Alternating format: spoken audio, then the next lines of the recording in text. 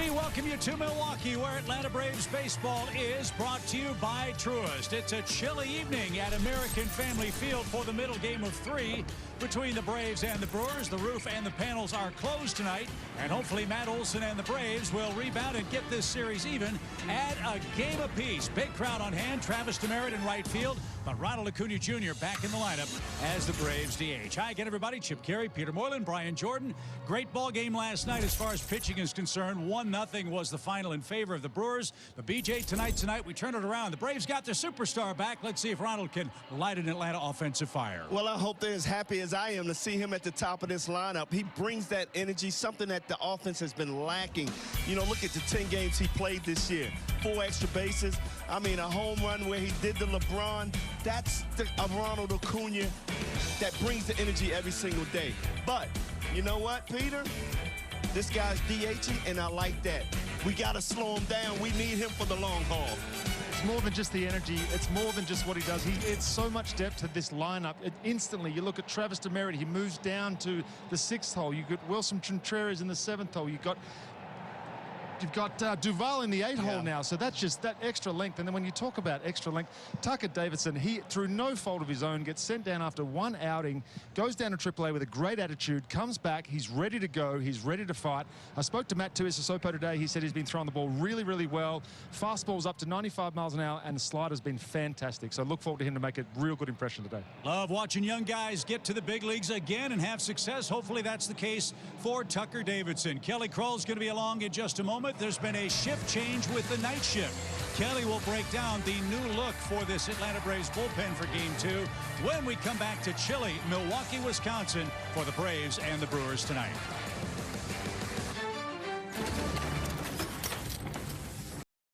Braves baseball is brought to you by Yamaha Boats and Wave Runners and by Synovus, the bank that helps you get there.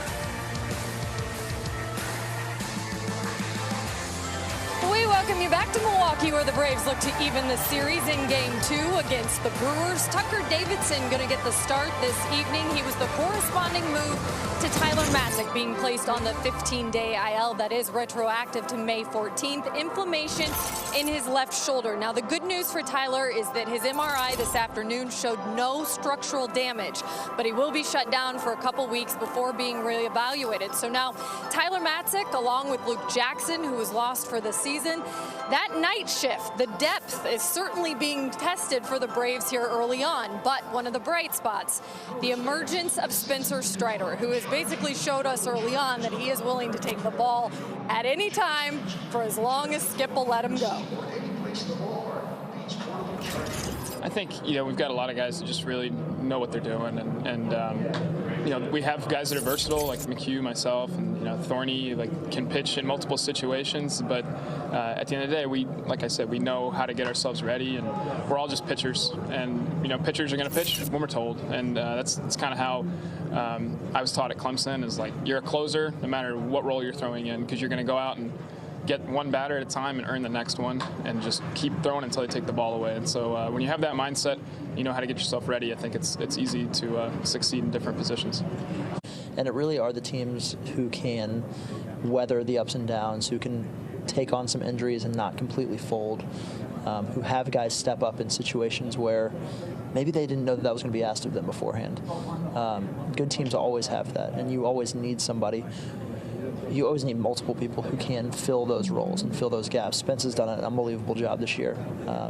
We try to talk every day just about what he's doing and how he's feeling, and kind of his mindset going into it, and expectations are a big deal. I thought that he's done a really good job, and last night was a great test for him, and I was very encouraged by what I saw. And I've seen him with the improvement, especially in his secondary pitches, since we started the year even. And, I think he's known he doesn't have to throw 100 plus every pitch. And it's been good. I mean, it's a big arm, and it's hard to get a hold of. So, I just think, feed him, you know, I said like the 3-inning stints and stuff like that were really good for him, just to stay out there and throw his pitches, and knowing down the road that, you know, we may need him for that, for a higher leverage situation. So we'll see. I mean, it's not, you know, we're not just looking at him in those situations right now, because he's a guy that still could give us multiples, which could be very important too. Yeah, Strider tossed 2 scoreless innings last night, and as you heard Brian Snitker right there, could be very valuable down the stretch here for this Braves bullpen. But tonight, I think the manager would just like to see Tucker Davidson navigate this Brewers lineup deep into the Game 2, and we will have lineups and first pitch coming your way shortly from American Family Field here in Milwaukee.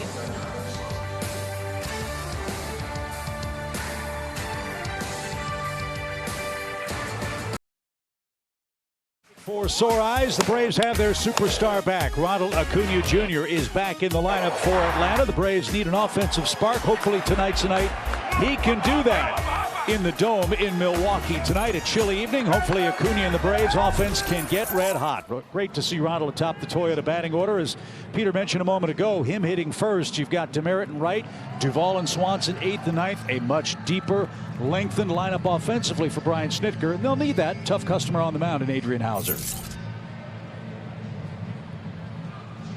There is the Milwaukee right-hander. Look at Andrew Hauser there, 3-3 on the year. He's going to come at you with a lot of fastballs. Between his four-seam and his sinker, he's going to throw it 65% of the time. So guys are going to be ready to get on top of that early. So Hauser's first of the night. It almost hit Ronald. And we are underway. Early, I think, is a very important word. I think for the psyche of the Braves, early offense would be big. And this is a guy that has given up a lot of early runs for Milwaukee. Adrian Hauser. Buzz the tower again. 2 balls, no strikes. Well, one thing as a hitter coming into this ballgame, you know you're going to see a lot of sinkers from Hauser. I mean, that's his out pitch. He's going to throw it most of the time. So you got to get a pitch away from you coming back in. Ronald made him throw a strike, and he did. 2 balls and a strike is your count. 15 of the 18 runs Hauser has allowed this year have come in the first 2 innings. And who better to put you on the board than Ronald Acuna, who's way ahead in the count. 3 balls and a strike. You can see how effective that sinker is already. He's gone to it 5 times. It's darting away. You can almost hear the spin from up here. I don't know how Acuna laid off of that one. That looked like a strike right on the inside corner.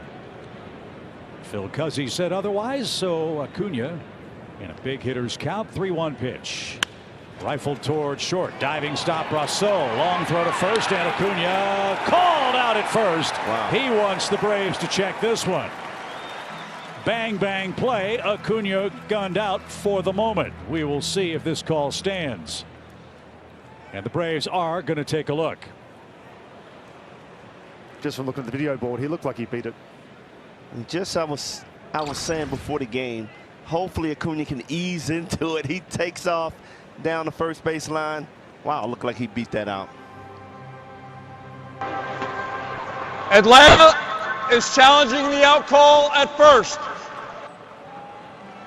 That's Tom Hallion, the crew chief, with the PA announcement to the broadcast media. The crowd here on the speakers inside American Family Field.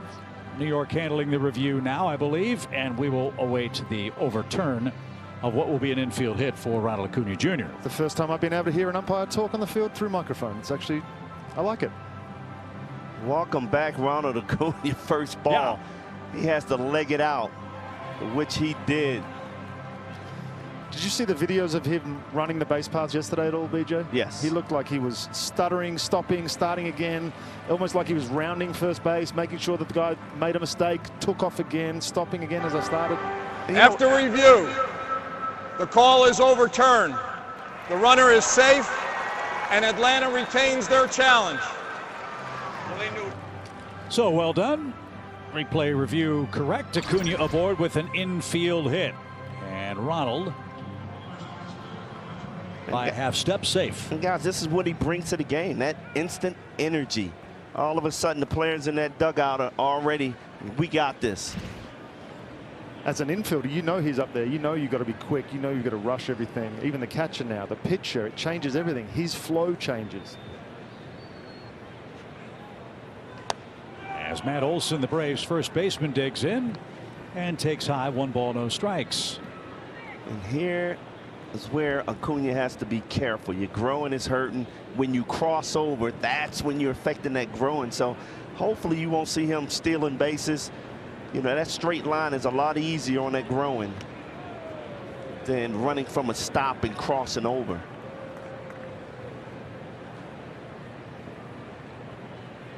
Acuna with an 8-game hitting streak now stands at first base. Olson 1 for 2 against Hauser. Brewers play Matt straight up here in the first inning. The pitch. And Caraftini, a nice stop. 2 balls, no strikes. The first off speed we've seen. As I said, he's got such a, it's almost a too perfect mix. He throws 12% curveballs, 12% sliders, and 10% changeups to go with the obviously high percentage of fastballs. He kind of bucked the trend a couple of years ago when he came with a slider and a sinker. His sinker was never his #1 pitch, and he developed it in 2018. Now it's become his #1. He throws it all the time. Short lead at first for Ronald. The pitch is cut on and missed. 2 balls and a strike. Hauser 3-3 on the year, making his 7th start. To your point about his sinker, tough man to elevate the ball against him. He's given up just 1 home run. Let's see if Matt can change that here in the first inning. Acuna at first, nobody out. The pitch. And outside, 3 balls and a strike. Again, it'd be great to get a couple of runs for Tucker Davidson, get the offense feeling good about itself. And Riley would love a chance here in the first. He's on deck. Yeah, Chip, you mentioned it, 48% ground balls out of Hauser when he's on the mound. Ronald's running. Pitch is in the dirt, ball 4. And a scamper to the third base bag as Acuna took a big turn around second base. So a great start, BJ. The Braves have 2 on, nobody out. With that in mind, what are your 4 keys? Well, make contact. And already we've seen Ronald Acuna get it started with a single. Hopefully the team can follow his lead. And then for Tucker Davidson, just be yourself. I saw him in spring training. He really was dominant. Strike 1, setting up guys and blowing them away with his pitch. So just go out there, relax, and get a victory. Well, the Braves road warrior Austin Riley is the hitter, batting 3rd tonight. Riley has been a devastatingly good hitter away from Truist Park the last couple of years. This would be a big spot for him. Nobody out. And they are spitting on that sinker. It's missing low, and they're taking it. That's another good sign. It's moving a lot, too, which is a really good sign. You're right. Looks like they've already had a more patient approach, first 3 hitters in. Well, they're going to force him to bring that pitch up in the zone. Again, 48% ground ball pitcher. Make him make the mistake. He's falling behind hitters. Hitters are getting the hitters counts. Take advantage of it.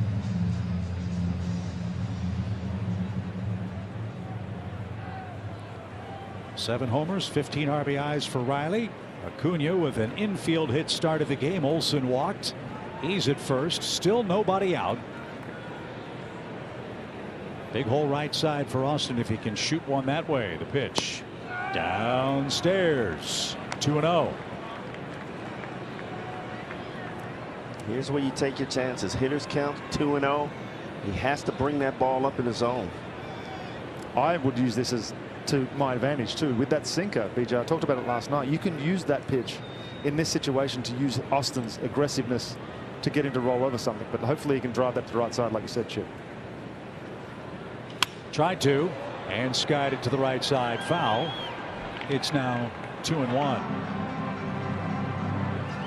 There again, take your chances. Yeah, it was down in the zone, but it was a strike. I like the aggressiveness there by Riley.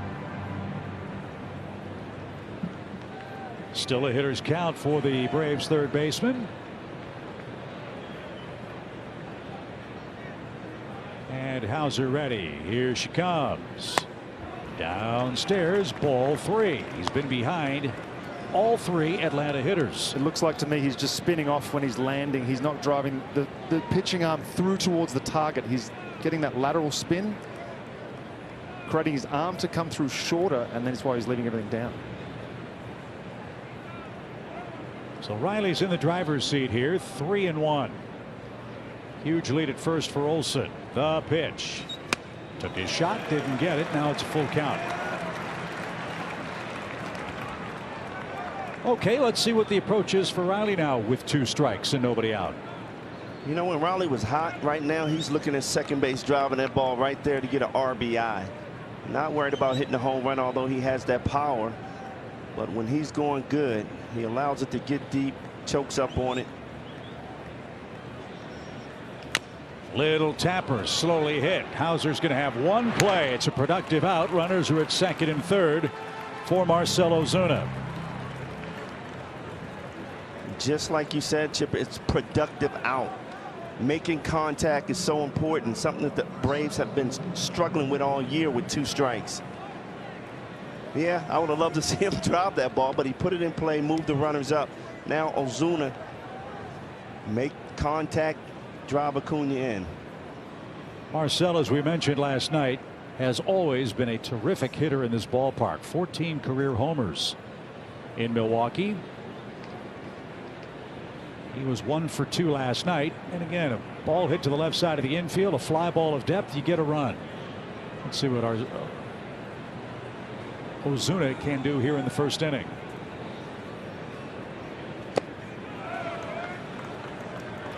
I love the patient approach already. Yeah, I really do. It looks like they've come up with a plan.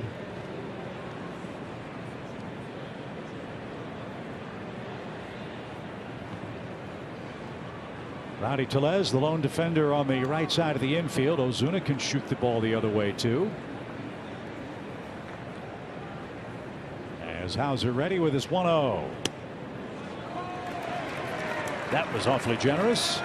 Marcell not sure about that. Even count. It's got to be frustrating as a hitter to see that pitch called a ball a couple of times already in this game, and then this very same pitch is called a strike on you.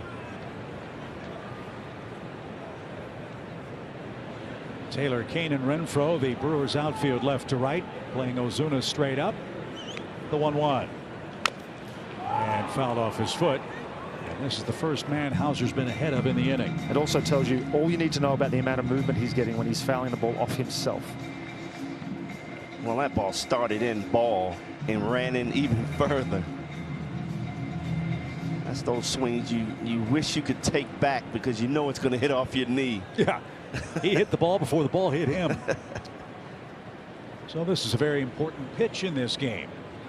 Second and third, 1 out. A ball and 2 strikes.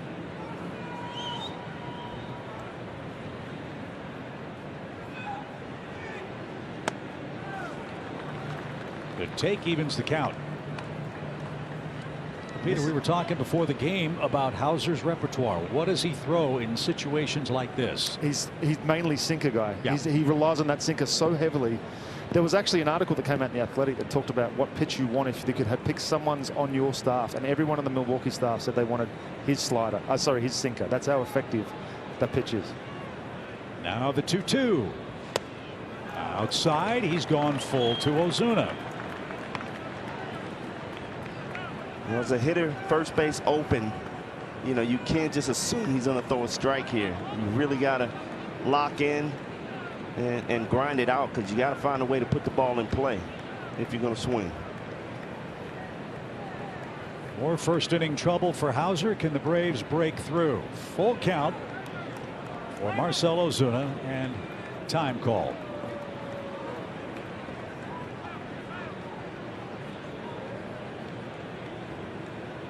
You know how Ryan Sitker's Braves do when they score the first run of the game.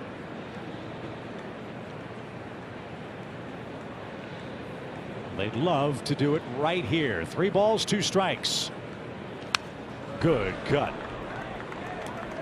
When the Braves score first, they are 13-2 on the year. Excellent starting pitching and, of course, the brilliant bullpen. If nothing else, Chip, we score a run here, gives Tucker a little bit of a breathing room, allows him to relax and really just throw his own game, not worry too much.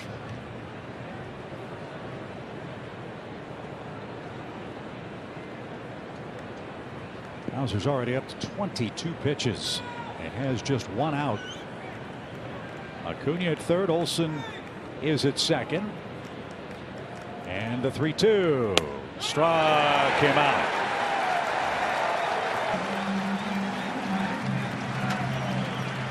Two outs.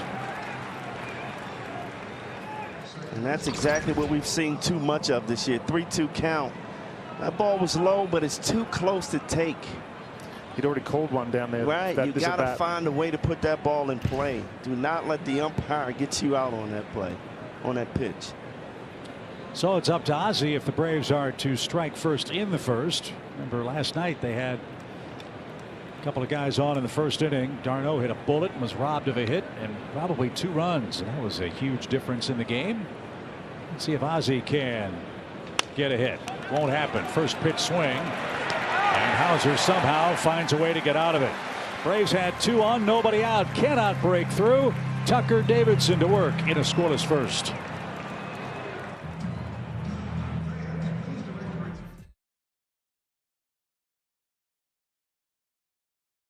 Davidson back in the show. He made 1 relief appearance for the Braves early in the season. Went back to Gwinnett, put his working cap on, and did good work with the Stripers, Peter, and this is an opportunity for him in a spot where the Braves need him to come up big. Yeah, look at the numbers down in Gwinnett. 2-2 with a 4.44 ERA, 1.14 WHIP.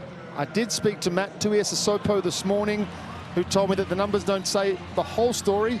The fastball has been up to 95, 96, and he's been devastating with that slider. He will mix in a curveball and the occasional changeup, but I think fastball slider heavy today from him.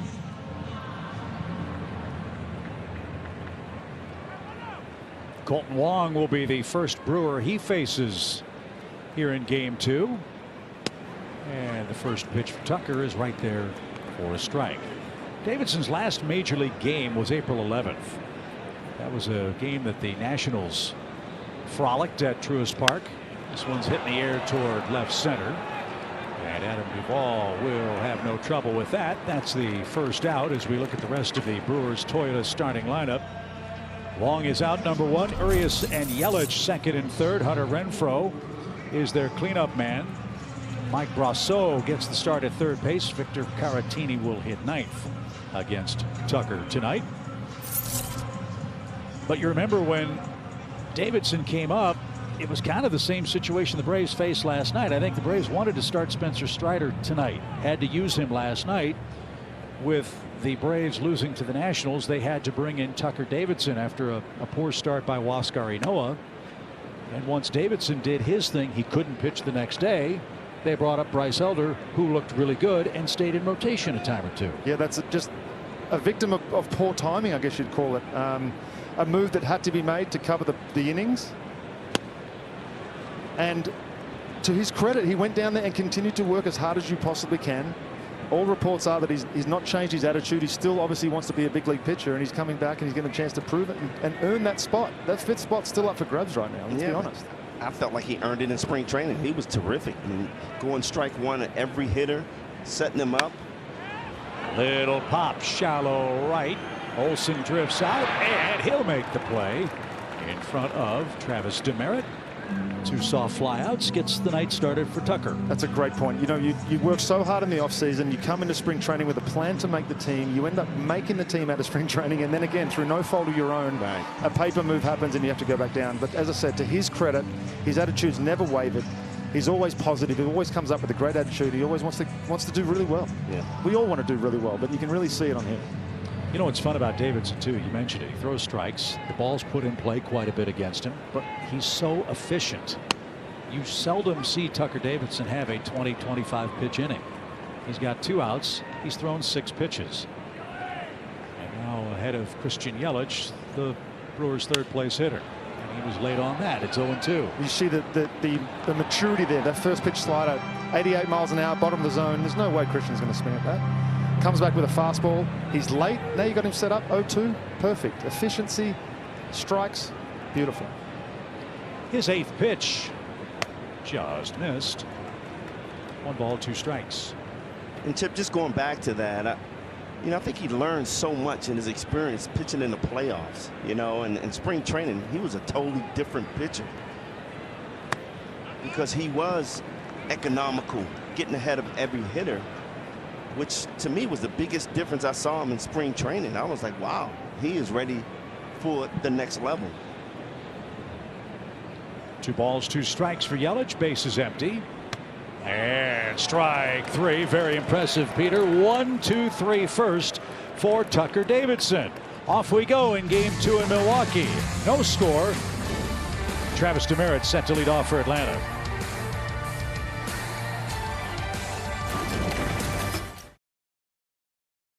Milwaukee, it's time for our game nugget brought to you by Chick-fil-A. We said it last night and still have a chance to win this series. Right team, right town, right time for Brian Snitker's bunch.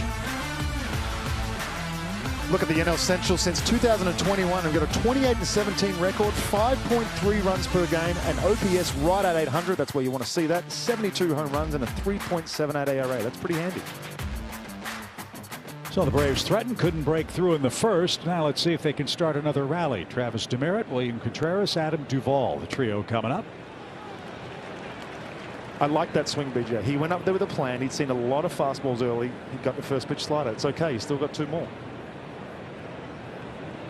Travis has done good work for the Braves. 281 average, 3 homers.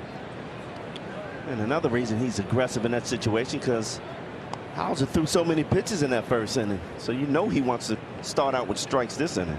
24 to be exact. But he got out of a big mess to keep the game scoreless. 1 ball, 1 strike. And a little pop into shallow right. Renfroe comes galloping in. And Demeritte's retired. That's out number 1. Here's our Georgia Natural Gas impact player. It's William Contreras behind the plate, and there's a good reason for that, fellas.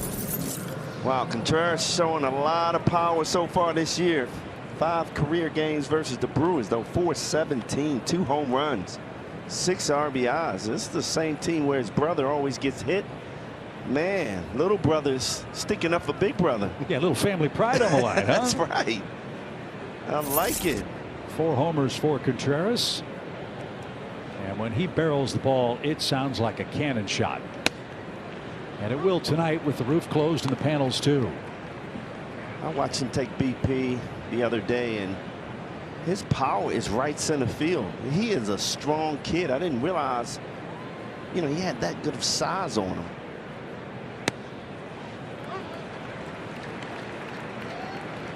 Can't say enough about the job the Braves catching core has done. Darno and Contreras, even Manny Pena, the Braves' other catcher who's going to miss the rest of the year with wrist surgery.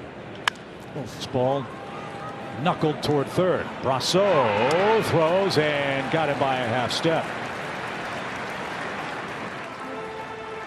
So Williams out number 2 here in the second inning. And it's up to Adam Duvall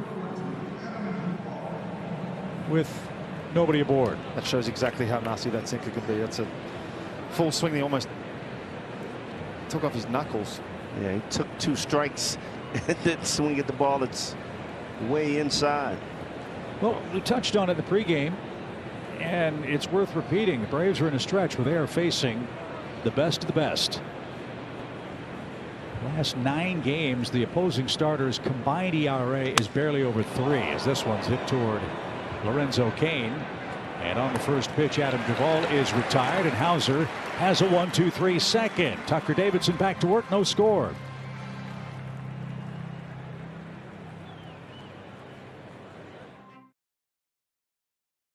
A lot to like about Tucker's opening inning. Already, the maturity that he's shown, it's about being able to recognize what you're doing wrong and make the adjustments yourself. But he pulled a fastball, Travis gave him a look, and then he took a deep breath. That's something that the tendency is to rush. You want to try and get there quick. You want to try and make a pitch as quick as you can to rectify the mistake. But he took a deep breath, took his time, and made a perfect pitch against Yelich.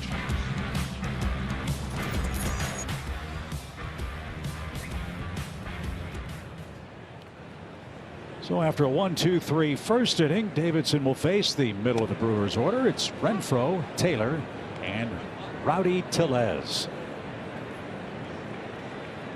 That's a great pitch against Hunter Renfroe. First pitch, curveball.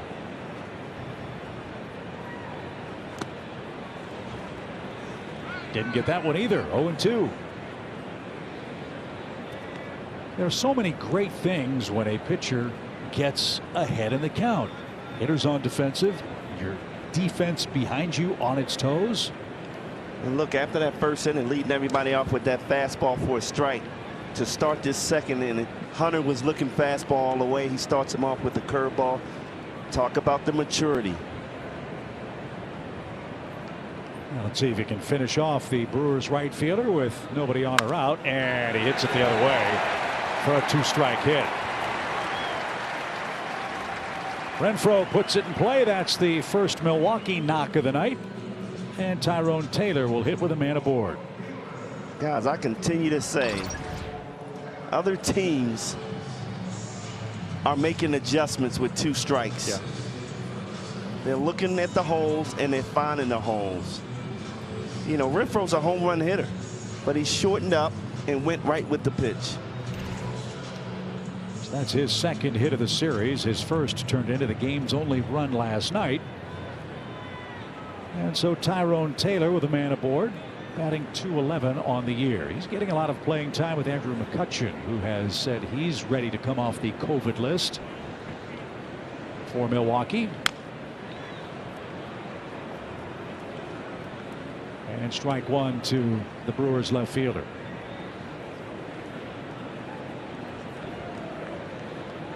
There's the Atlanta defense. Look at second base, guys. You got Olsen holding on first base.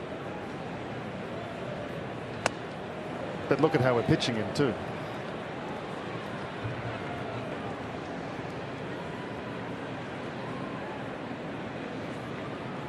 Oh, 0-2. Suggest you might see another curveball in the dirt right here, BJ. Yes. Check of the runner, the pitch. Fastball line toward right, but right at demerit, and that's the first out. Again, that's 2 times he's tried to go up and away in the zone, and he's missed middle with 2 strikes. He's going to be talking to himself right now. He's going to have to rectify that quickly before it gets him in real trouble. Now, so Rowdy Tellez is up. That's not to say that you never make a mistake, obviously, but when you can limit them, that's when you get success.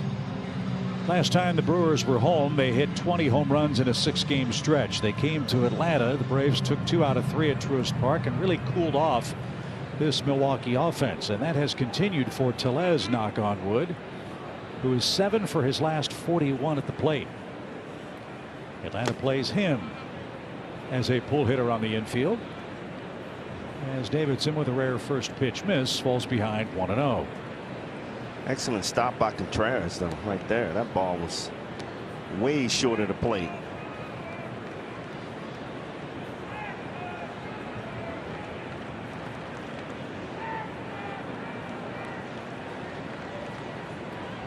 Check of the runner. On the ground, foul at first, and Tellez has an even count. There was the knock on Contreras' defense the first few times that he came up here, and he was working so hard on that. It's so good to see him come back and make the improvements that he's been able to make. We don't talk about it anymore. We don't talk about the lackadaisical blocks. He's locked in every single pitch, and he's calling a great game.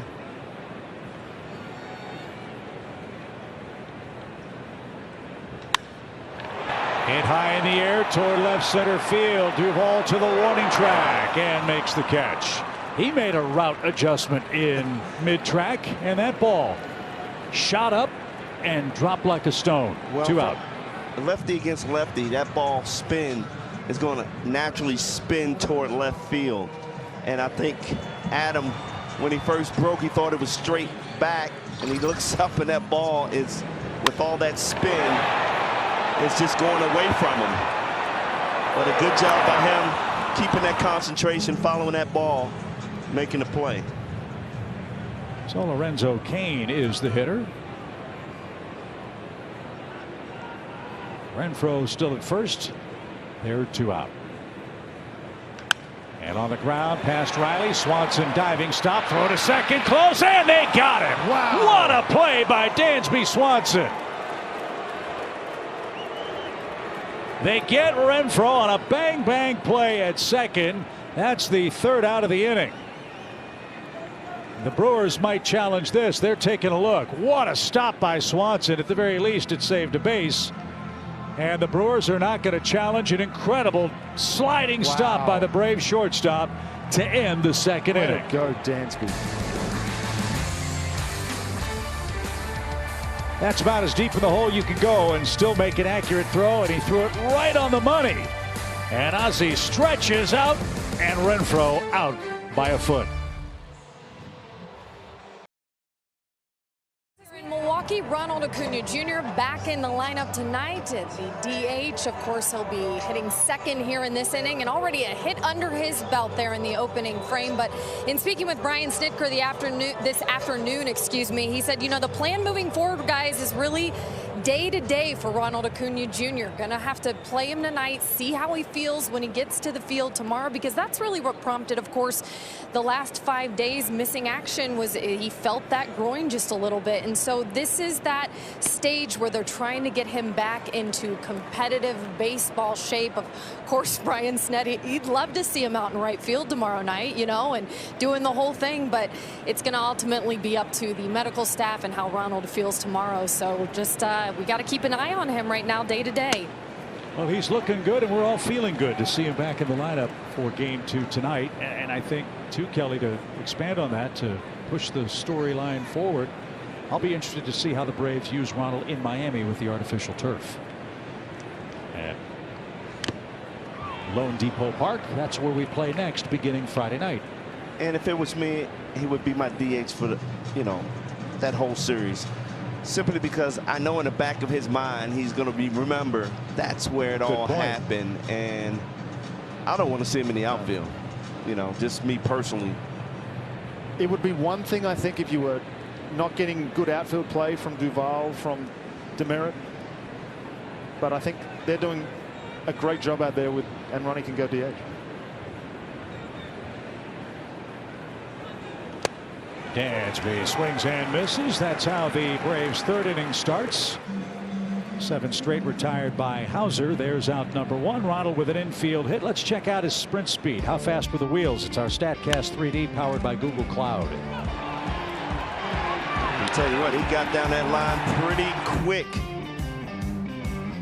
Let's see that speed.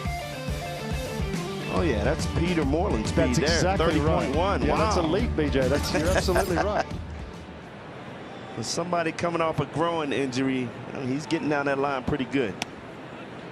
And I know, BJ, you were talking about you want to see Ronald kind of rein it in. He can't play that way. I know. He plays, like we say, with his hair on fire, if you will. And that's exactly why I would leave him at DH right now. Because there's so much more he has to do to continue to get all those muscles in baseball shape for another 140 games. And he just has to continue to work on getting his strength back in his groin and his hamstrings, because you focus on that knee. He's back in 9 months. You know, that's already, you know, cutting it close. And with no spring training to speak of, this is, as we play these regular season games, his spring training. Yeah. If you will. And like I tell everybody, I mean, going on rehab games, it's not the same intensity as playing at the Major League Baseball level in front of 40,000 fans every night. That's such a good point, BJ. There's no replacing the adrenaline of a big league park. Exactly. 2 balls, 2 strikes. And Ronald couldn't pull the trigger. 2 outs. And here's Matt Olson. He walked in the 1st inning, and as we said, if you're going to get Hauser, your best shot might be the 1st or 2nd inning. He wiggled off the hook in the opening frame and now has retired 8 straight hitters. 24 pitches in the 1st inning, only 7 in the 2nd. 11 fastballs, 12 sinkers, 4 curveballs, 3 out of 8 first pitch strikes. Back-to-back strikeouts to start this inning. Ball 1 to Matt, who's looking for his first hit in the series.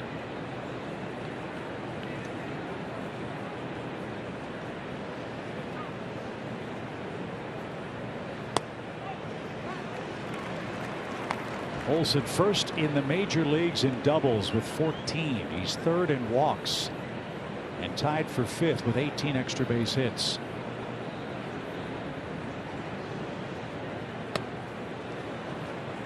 He's ahead in the count, 2 balls and a strike. His hot streak is going to come.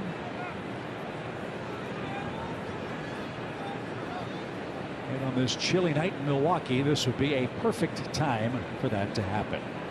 No score after 2 innings.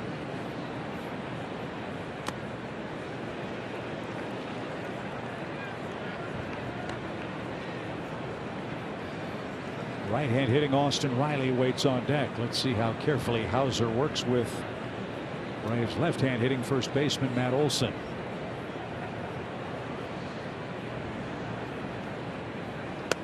Very. He walks him for a second time. So once he fell behind, I'm guessing he wanted no part of Matt Olson. He'll take his chances with Austin, whom he sawed off in the first inning for the game's first out. Yeah, that's the old Pete Moylan approach. Walk the lefties and get to the righties. I was just about to say that. That's just a smart pitcher out there. Take your chances on the right-handers, who's been struggling, by the way. That's dangerous territory, Brian. You're saying Peter was a smart pitcher. All right, Austin, here's your chance. And at first, 2 outs. Huge hole right side for Riley. If he can shoot one that way. Pitch is a called strike.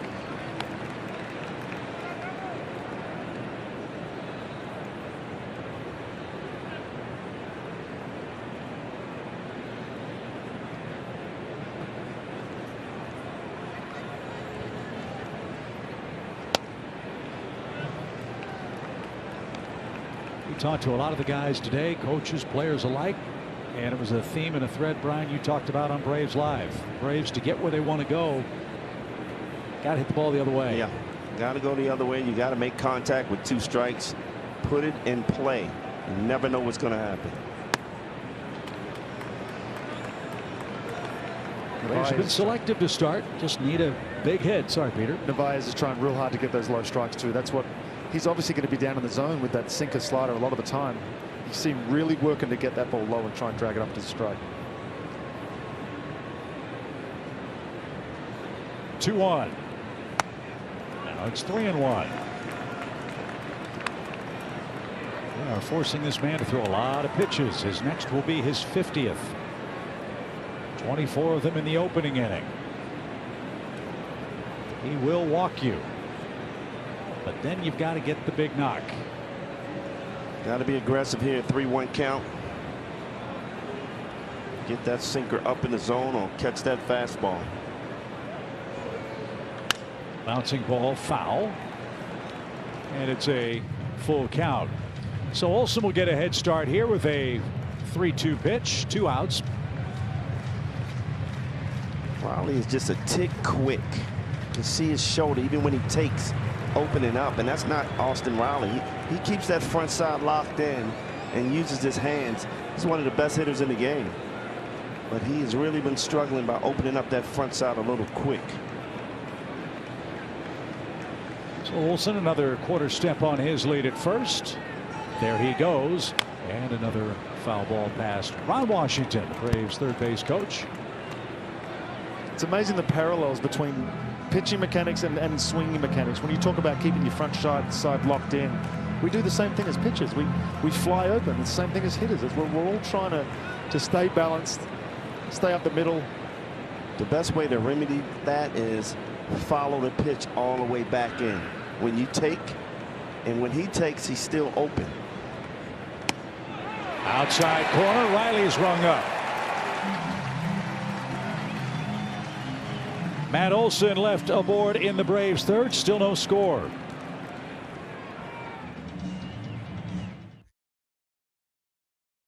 Braves Baseball on Bally Sports is presented by Truist. Kelly Kroll with us down by the Braves dugout tonight. Brian Jordan, Peter Moylan, Chip Carey with you. Braves had a couple of chances in this game, haven't broken through yet.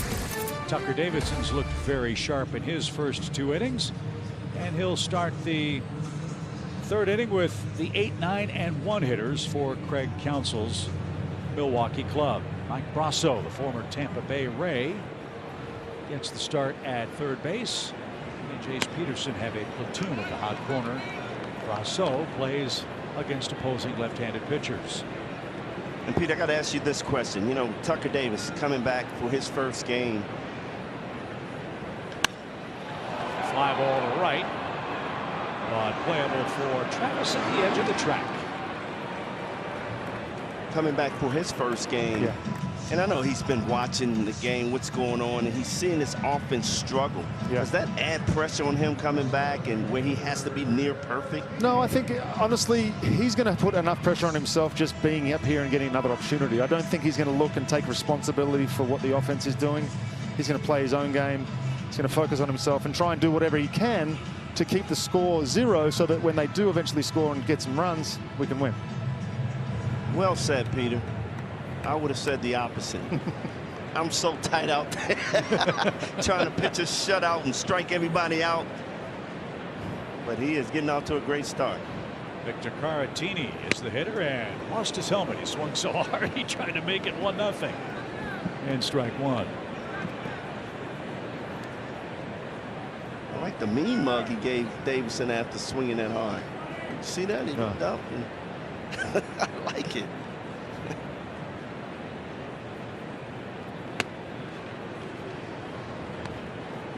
Caratini came over from San Diego on April the 6th. He and Narvaez, a nice catching tandem for the Brewers. That's fouled away. He just always seems to get ahead. 1-2. First pitch fastball. Swung. Helmet fell off, obviously. And then he tried to go away, missed the location, but then he belled straight back down to that fastball down and in again. It's not multiple misses in a row.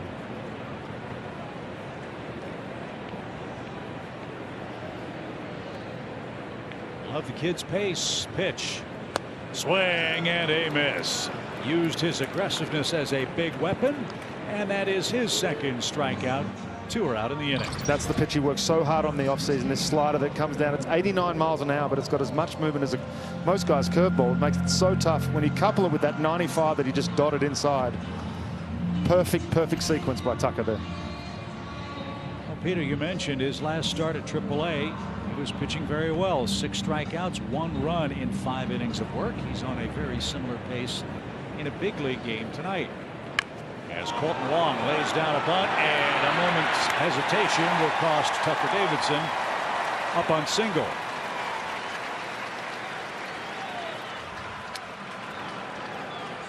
I listened to an interview with Colton Wong after the series with us, and he talked about the fact that he knows that his job is to basically get on as any way he possibly can, and you see it right there. Prime example, lays down a bunt. Tucker falling off to the third base side. He's always going to struggle to get back to that first base side. Colton saw that, dropped it down the first base line, and safe by a while. I was talking to one of the coaches in Milwaukee earlier, and he was wondering why Wong doesn't do that more often with the shift on him, with his speed. And like you said, he knows he's setting the table for these guys. I mean, he should be a 300 hitter, or make this defense make adjustments. I was going to say, it's almost a free hit if you can just make contact. And he's a great bunter. He's always been a good bunter in his career. So Luis Urias, who popped out his first time. That's with 2 outs. Scoreless game, 3rd inning.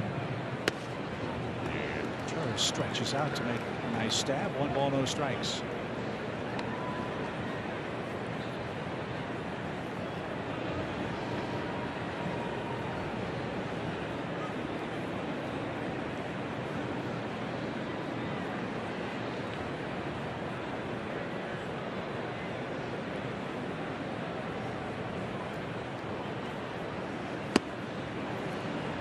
That breaking ball again, and Urias didn't get it. Even count.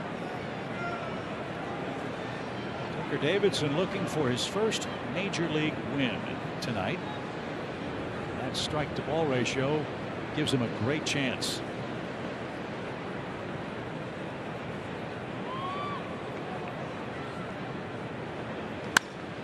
Line drive to right. Demira to play that on a hop. Brewers are going the other way against the Braves young left-hander, and Urias has a hit. And this trouble comes with 2 outs, and now it's lefty versus lefty with Christian Yelich. If you remember, they did the first thing in the first at bat. They really attacked him hard and inside.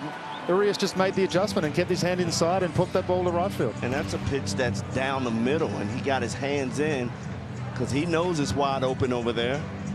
He's having a terrific year so far, up over 300. Had a quad problem to start the season, but he's come back, BJ, and done a real nice job. Couple of hits yesterday, jumped on a couple of high fastballs. So the Brewers threaten here in the 3rd inning. 2 on, 2 out. And low to Christian Yelich, who is at this point hitless in the series.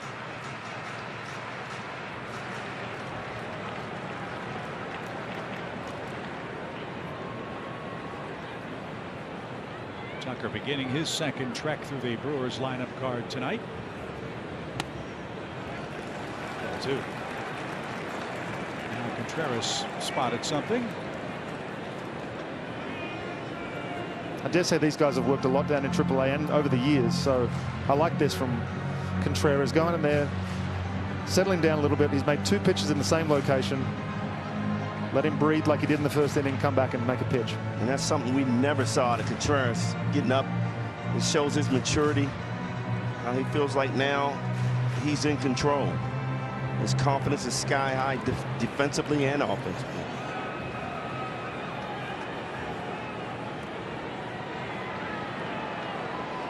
So there's a spot for one of those deep breaths that Peter talked about earlier. 2-0 count to a dangerous hitter, Christian Yelich.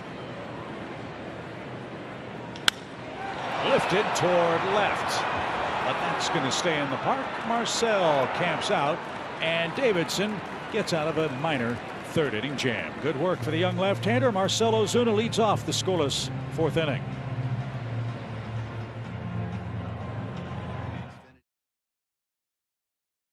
No score. Let's check out our Yellowwood bringing the lumber feature. What do the Braves need to do to get this offense going, fellas? Well, they're good fastball hitters. 32 home runs, 69 extra bases, 1st in the league in most of these categories. But guys, we're taking too many fastballs, 3rd strikes. We got to be ready to hit that pitch and adjust off of that fastball. And to your point, Brian, the Braves have struck out 4 times tonight, 3 times looking. Let's see if Ozuna can break that spell. He's 0 for 1 tonight. And Hauser looks like a new man. Changing his mix, Peter? That was a curveball there, yeah. That was, I don't know how you big league hitters do it, honestly. 0-2 pitch. I try and come up with a plan of what I would do if I was a hitter, and every time I go out there, even hypothetically, I strike out. Look, you got to hit off the fastball. Always look fastball. If you're in the big leagues, you're good enough to stay back long enough on the off speed and put it in play. But you can't be late on the fastball. 2-2. That was close. Another full count.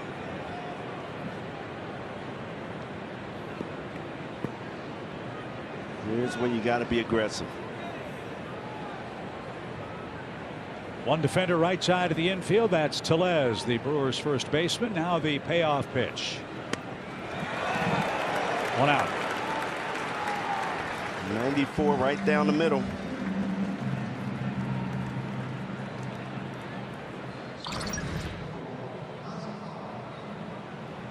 It's got some serious sink to that, BJ. That might be middle, but by the time it looks like it starts top of the zone and just the bat path looks to where it was and then just disappears.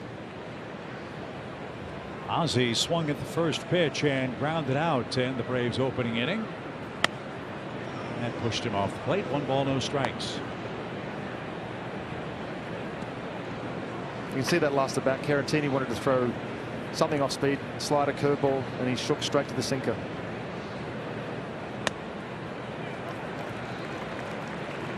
He looks like he's gained command of all his pitches right now. Atlanta has 1 hit. That was the infield hit by Acuna to start the game. Lifted toward left. That's going to be playable for Taylor. And as he nears the warning track, that's the second out. 2 away in the Braves' 4th.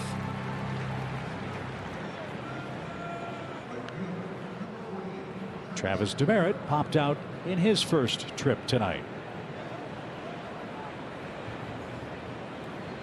Not surprising that these 2 playoff clubs are playing such close games. That was characteristic of the season series last year. The series this year tied 2 games apiece. The Braves have given up just 11 runs to Milwaukee in the first 4 games.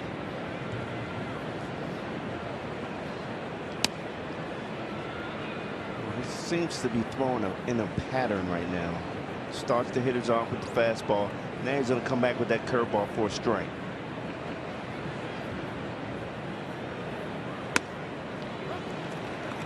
There was. That was a slider. But curveball, slider, just a couple of miles an hour off. But you got to be looking to drive that pitch. And this is, to me, this is what we're not doing, watching the game over there. Because I'm up here, I can quickly pick out his pattern. You know, he's adjusting really well. You know, it's going to be different. But if you really focus on what he's doing, it allows you to go up there and pick that pitch and not miss it.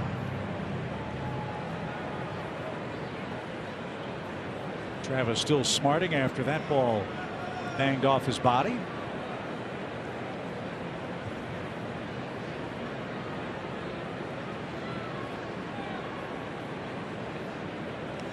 And Hauser ready with his 1-2 pitch. Brewers infield was walking off thinking that was strike 3. It's been called a few times tonight, Chip, that same pitch.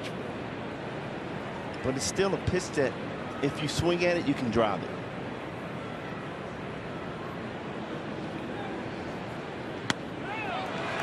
Another called 3rd strike, and Hauser has a 1-2-3 4th inning. Renfroe, Taylor, and Tellez coming up. Still no score.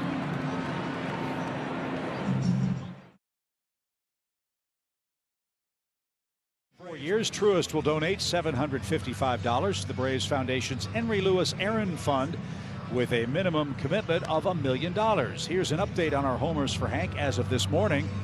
How about that for synergy? 44 homers.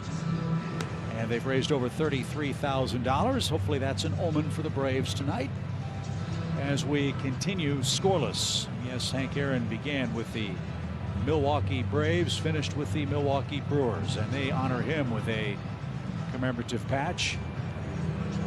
Everybody in Braves country, everybody in this part of the world misses the home run king. And we know he's watching from above. And certainly was last year when the Braves won the World Series. Here's Hunter Renfroe. That's in for a strike. Look at the efficiency of Tucker Davidson. He's in the 4th inning. He's thrown 35 pitches. He's given up 3 hits. That hasn't bothered him, nor has no runs support. Wow, he's starting to figure this thing out. He knows Hunter's looking for that curveball, and he's threw 2 fastballs by him.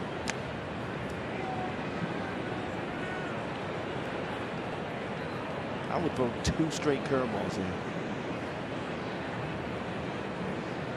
Because Hunter don't know what's coming now. That's cool, bitch. Rolled over. Dansby unloads. Big man gets down the line in good shape, but not fast enough. Renfroe is out number 1. Tyrone Taylor the hitter, but first a word from Zaxby's. It's the new Signature Club.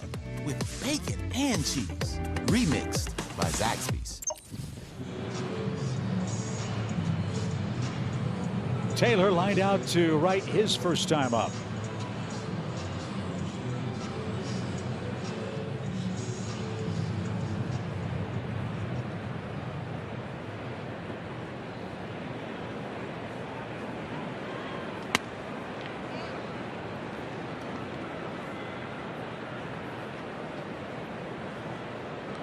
Day game tomorrow. Great pitching matchup. First the pitch to Tyrone Taylor, and that one is up the middle. Right into the shift. The flip to first in plenty of time. That's the second out of the inning. That's the first changeup we've seen today. And don't you love it when a pitcher doesn't show his hand in the first couple of innings? It's such a difference when you can come back that second time with something that you haven't thrown the first time, and that's the trouble that Spencer Strider's going to have until he can develop that, either the offshoot of the second slider or that changeup, is that once guys have seen you once or twice and you've shown them everything, they know how to track it. They can track the path of the pitches. They get familiar with it. Right. When you can bust out a changeup or that curveball every now and then, it just gives you more options to keep them off balance. Rowdy Tellez flied out to center. That was the ball that Duvall took an awkward route to, but caught. And look, this is a big game for the Braves. They need a win. They need a well-played, well-pitched, well-executed offensive game. You win this one, you feel great because you got your ace going tomorrow, Max Fried. Yeah, we've watched the Braves years past get through the starter and be able to really attack the relief pitches. Right. And that's something that we're not seeing right now, and that's high velocity. That's usually the bigger arms that come out, and the Braves in years past have been able to take advantage of those arms. So I really think that, you know, we're such a streaky team, and eventually we're all going to come out of this, and someone's going to pay. No time like the present as Tucker back to work and missed outside. 2 balls and a strike. Well, Snit has been very consistent in his analysis of his team, and he's right. You have no choice but to just fight your way through it.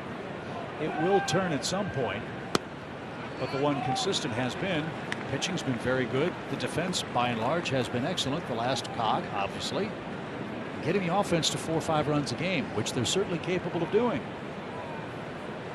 But the question becomes when. Tellez takes a 2-out walk. That's the first walk for Tucker Davidson tonight. Lorenzo Cain, the hitter. Sorry, BJ. Yeah, when is it too much, though, guys? I mean, we were on a show in postgame, and what did I tell you? The first 100 at-bats, I give it to you. Yeah. You know, because with all the analytics, pitchers are going to adjust to you from last year. So it's going to take you 100 at-bats to adjust to them. Well, these guys are past 100 at-bats now. So when do you say, well, they're just not getting it? You know, will we see some changes to shake up this lineup? I mean, you can't 45 strikeouts in 3 games. We lead the league in strikeouts right now. We got to see some adjustment somehow. The old baseball rule of thumb was you don't really take a full assessment of your club at the start of a season until, like you said, 100 at bats. But in games played, when you get to June 1, 54 games or so, that's a third of your season. We're still 22-23% in. But it isn't too early to start noticing some trends that certainly can change on a dime, either for the good or bad. Davidson to Cain. That's a little low, I guess. And he's gone 3-0 to Lorenzo. Davidson had some 2-out trouble in the third. He's flirting with that here in the fourth. Just missing ever so, and not getting some calls too, if I'm being honest. That last pitch to Tellez could have been called a strike just as easy as it was a ball. Let's see if Cain has the hit privilege. 3-0. We'll never know. He's walked back-to-back hitters.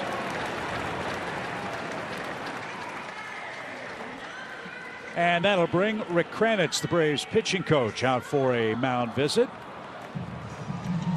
Mike Brosseau will be the hitter with 2 on, 2 out, scoreless game. Let's enjoy a quick message from Delta.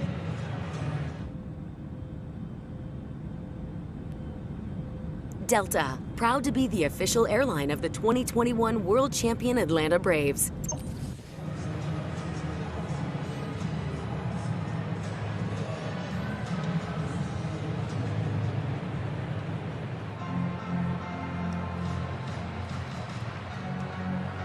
Dansby with something that made Tucker Davidson smile. That's another good sign, Peter, right? The moment, again, not too big for him. Yeah, you can tell that that's what I do like about him. He's obviously, the intensity is there in between pitches, but he allows himself to relax and take it all in and not get too overawed.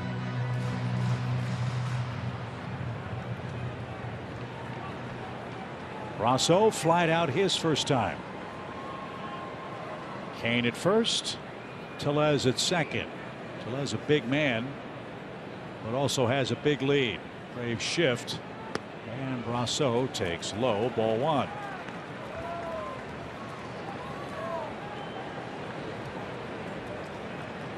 Again, the misses aren't non-competitive like I talked about. These are good misses down in the zone. Can't do a lot of damage down there.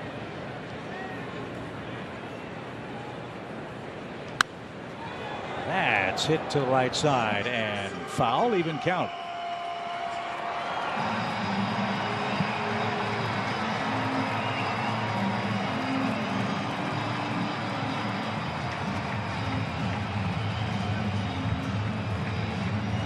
We're seeing him throw an awful lot of curveballs.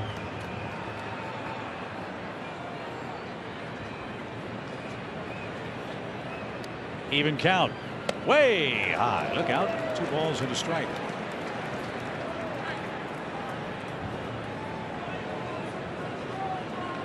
Brosseau, an Indiana boy, lives in Portage, Indiana. Come on, Tom. Make a pitch right here. 2 on, 2 out. The delivery is inside. Caratini's on deck. Braves want to see him lead off the 5th.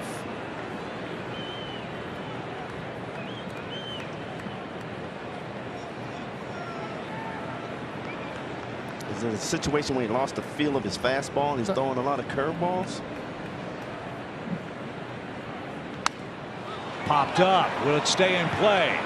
It's spinning back toward Contreras at the on-deck circle. He's got it. And Davidson made a big pitch when he needed to. Behind in the count, 3-1. Brosseau pops up. The Brewers strand 2 more in the 4th, and we stay scoreless.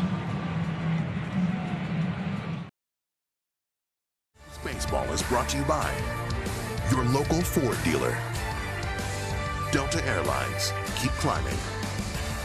And by Truist. When you start with care, you get a different kind of bank. Beautiful lakefront in downtown Milwaukee. This has become one of my favorite cities to visit on the circuit. I don't know how you guys feel about coming to this gorgeous town north of Chicago. I like it. Lovely day today. Yeah. Great ballpark, super team, fan base. It's all there. Not surprisingly, this is kind of home base for the Braves, too. They came to Atlanta from Milwaukee oh so many years ago. And we're always welcome with open arms here, which is nice. Took a nice walk on Water Street this morning. Yep. Grabbed my coffee. I got a chance to go to the Harley-Davidson Museum here in Milwaukee. Did you pick up a souvenir to drive home? Yeah, one of those 1970 old models. Looks like a bike with an engine. It was awesome. Yeah, it was great. You actually bought it? No, I did not buy it. I'm saying it was in the museum. It was fun to watch. I was going to say that would be awfully hard to fit in the overhead. For our trip down to Miami. 2 balls and a strike. And on the ground, right to the shortstop. Arias loads up and throws a strike. And that's out number 1. Yeah, Terry Pendleton is a big motorcycle guy. He is. Yeah. Maybe still is. He is. He is. I have a Harley. He has a Harley. And matter of fact, he has a charity ride every year out at Cartersville Harley-Davidson. It's a great job raising money for good causes. Adam Duvall, the hitter, he popped out his first time up. Braves have one hit. It was the first hitter of the game, Ronald Acuna Jr. They've gotten a couple of walks. And there's the second hit, right back where it came from. Adam Duvall needed that. In a big way. I walked in behind him from the bus today, and I could see him talking to everybody, and I could see him going through his batting stance, and he's just, the frustration level's got to be building for him too after such a great year last year. You're doing the same thing. That's, you know, you go into the off season, you're world champs, you're on a high, you come back, you think you've done everything right for coming to spring training, swing the bat okay, and then get to the season and it's just not working for you. But he's just continually trying, working his tail off, constantly trying to find something to make the adjustment. It's good to see him be aggressive right there. He's been taking a lot of pitches and getting himself in trouble late in the count with that curveball, but he got a curveball up in the zone and he drove it up the middle. That's a good sign. Yeah, I was about to say up the middle, just barely to the right of second base, but the approach was sound and the end result was great. And we know how productive Dansby can be when he hits the ball the other way. Once again, the Brewers almost daring these Braves right-hand hitters to hit the ball between first and second. Instead, Dansby shoots it to left. That'll work. Braves have back-to-back hits with one out. Peter, this is exactly where you want to be. Exactly. Top of the order with men aboard. That's, you talk about it all the time, Chip. Have the bottom feed the top, and it works so well when you get those guys at the bottom of the order on top of the. You look at here, you're trying to go the other way, obviously, but when he goes feeding you sinkers inside like that, you've got to be able to make the adjustment and pull the ball like Dansby does right there. But if the plan is to stay right side, you can still adjust on that ball, and he does it so well. Fastballs, whether they're 98, 99, he can turn on those. Just got to believe that he can. No, that was a good piece of hitting because that doggone sinker was coming way in. That's off the plate, but he was able to get his hands in. Got jammed a little bit, but he's strong enough to drop that ball still. I'm still amazed when I watch Dansby hit how quickly, as you said, he can get his hands in and how he can turn on a ball that looks like it's 6 inches off the inside corner. And not only that, hit it hard but keep it fair. Yeah. Great piece of hitting there, and now it's set up for Acuna, who becomes the key man in the inning. 2 on, 1 out, no score. Second chance for Atlanta in the game. The pitch.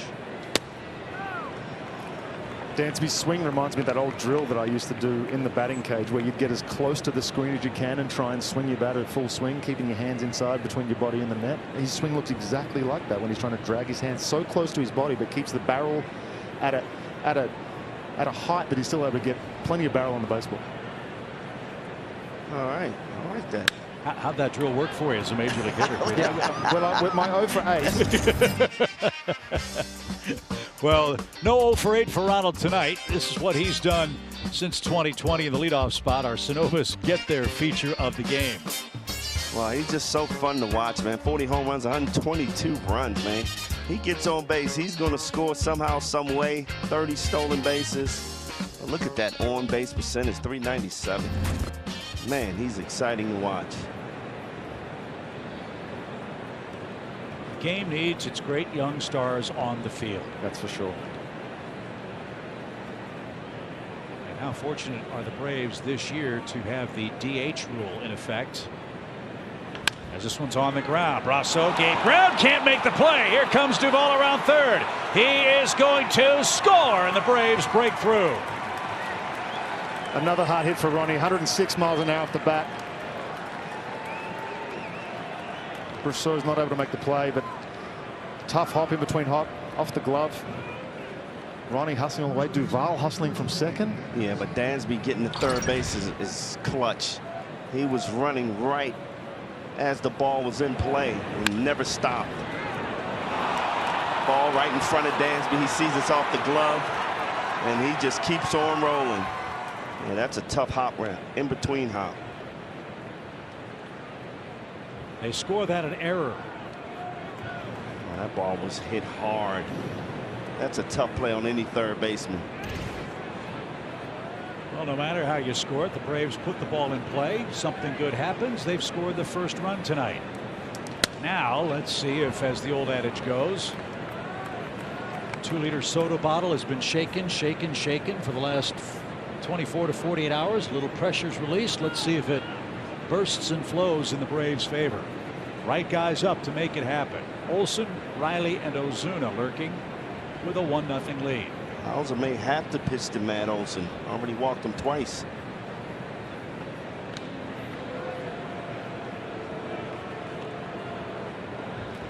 Peter, in this situation, Hauser, you know, you had the privilege to walk him twice with nobody on. Now, first and third, what do you do? It'd be interesting to see, because he still has the base open at second, but you don't want to give yourself no wiggle room with Riley coming up. But the righty-righty matchup is what a sinker guy's looking for.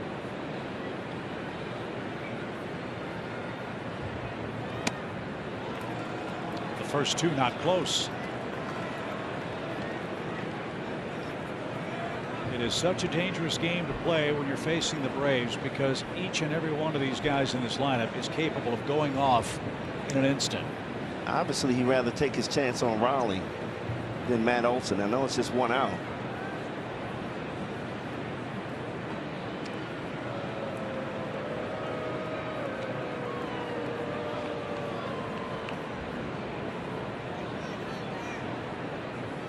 The pressure that Ronald just puts on the pitcher, just by being on first base, everything speeds up on you. He's got a good lead. Not going. And a hot shot into the shift. Second base one, on to first. It's a double play. There was only one man on the left side of the infield, and sadly Olson hit it right to him. And the Brewers turn 2. The Braves settle for 1 and the lead in the home 5th.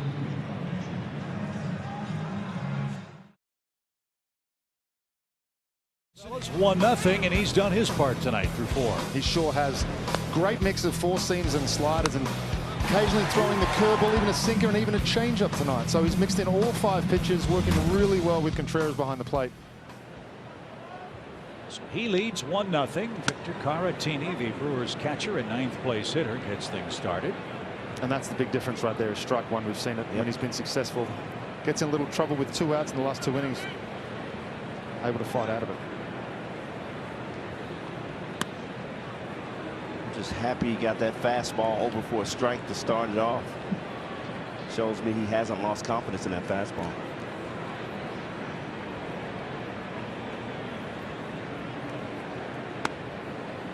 The hook. Caratini takes strike 2. Davidson has struck out 2. He's walked a couple. He's surrendered 3 hits to the Brewers, all of them singles. Caratini doing all he can to try to break up Davidson's rhythm, which has been very good tonight.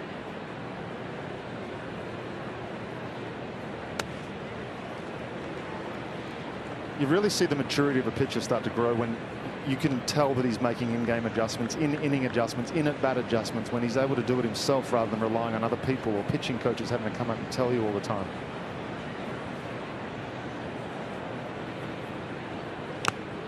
Tipped and caught. Swing and a miss. Caratini whiffs for the 2nd time. That's how the home 5th starts. Davidson hoping for a shutdown inning. He's on his way to that. Wong and Arias coming up next. Thank you. Slider 92-mile-an-hour slider there. Man. So here is Tucker's line. Our Coors Light beating the pressure feature. A game that's so important for the Braves tonight, as I said, putting up zeros. Putting up zeros efficiently.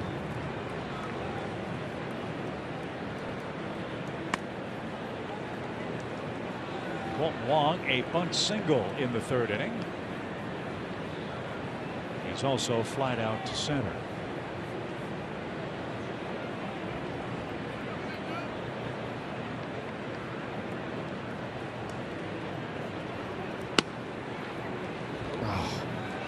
Just missed.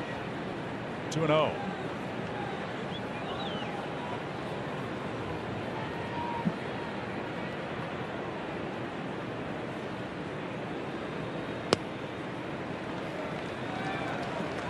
So Davidson last inning walked 2 in a row. Now he's behind 3-0 to Colton Wong. He's starting his 3rd time through the order now. The Braves bullpen is busy. Pitch. And he lost a fast man, Colton Wong, who's 8 out of 9 in steals. He's aboard with a 1-out free pass, the 3rd walk for Davidson tonight.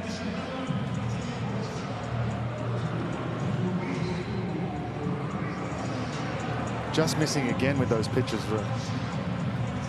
I don't mind when I see that. It's when he starts flying the ball, when Contreras has got to jump to catch those balls, that's when he starts to get in trouble. But when he's down in the zone, when he's around the strike zone, he's so tough to hit. But you have to be concerned. Last 3 out of 5 batters he's walked.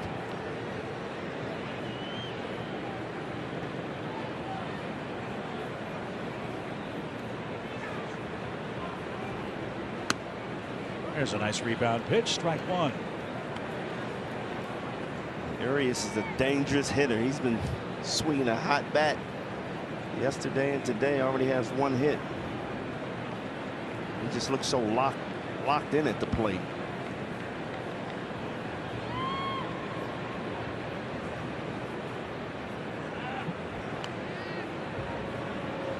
You figure Arias, a good contact hitter, got a fast runner at first. The Brewers struggling to score runs against the Braves in this series. Big shift on. Let's see if they force some action here. Long has a good lead. Chase back again. I think that's with the shift, the whole point of starting the runner is to have one of the infielders break towards the base to clear up a hole. But with the shift already, there's already the hole there. So I don't think they're going to gain anything by putting Wong in motion unless you want to get him in scoring position.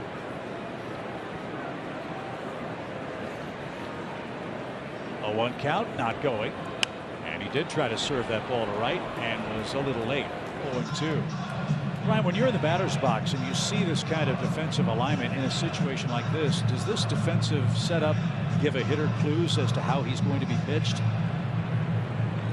Yes, you know they want to throw you in so you can pull into your strength, but not all pitchers can hit their spots. And if you have the mindset that I want to find that hole and get my hands in, I mean, you can do it. Runner goes, the ball dribbled toward third. Riley, bare hand try, fires to first. Great play. 2 outs. All or nothing play for Austin Riley. Shades of Chipper Jones, who made that play as well as anybody in the history of the game. That's a big second out. Excellent play by Riley there. It looked like Arias wasn't running hard. He was looking down at Riley the whole time. But Riley, I mean, that's the only play you have right there. You got a bare hand. You got speed like Arias running down first base line. Terrific play. Love too, Peter, the back end of this play as Riley makes the barehanded stab. What did Tucker Davidson do? Davidson right over there to cover third base just in case there was a play there. That's why we are referred to as athletes, BJ. Oh my goodness. I'm going to point out every example I find for you, okay? Christian Yelich with 2 outs, runner at second. 1-0 Atlanta. Tucker Davidson just keeps making pitches. Yeah, this is a big at bat here. This might be his last hitter. You got Renfroe on deck, lefty-lefty matchup, base open too, so you got a bit of wiggle room. He's been able to get Yelich to punch out and fly out.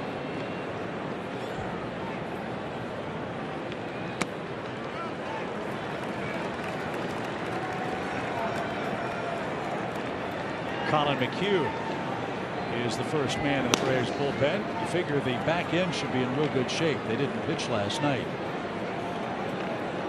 As it stands now, Kenley Jansen, anchoring the night shift, is thinking about a potential save at this point in the game.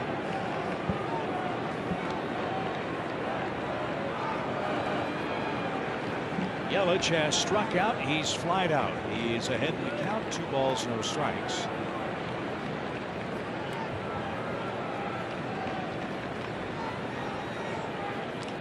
On the ground, Ozzie got the hop he wanted. Tucker Davidson makes Great job, Tucker. Another big pitch. He issues a 1-out walk. He strands Wong at second. He preserves a 1-0 Atlanta lead.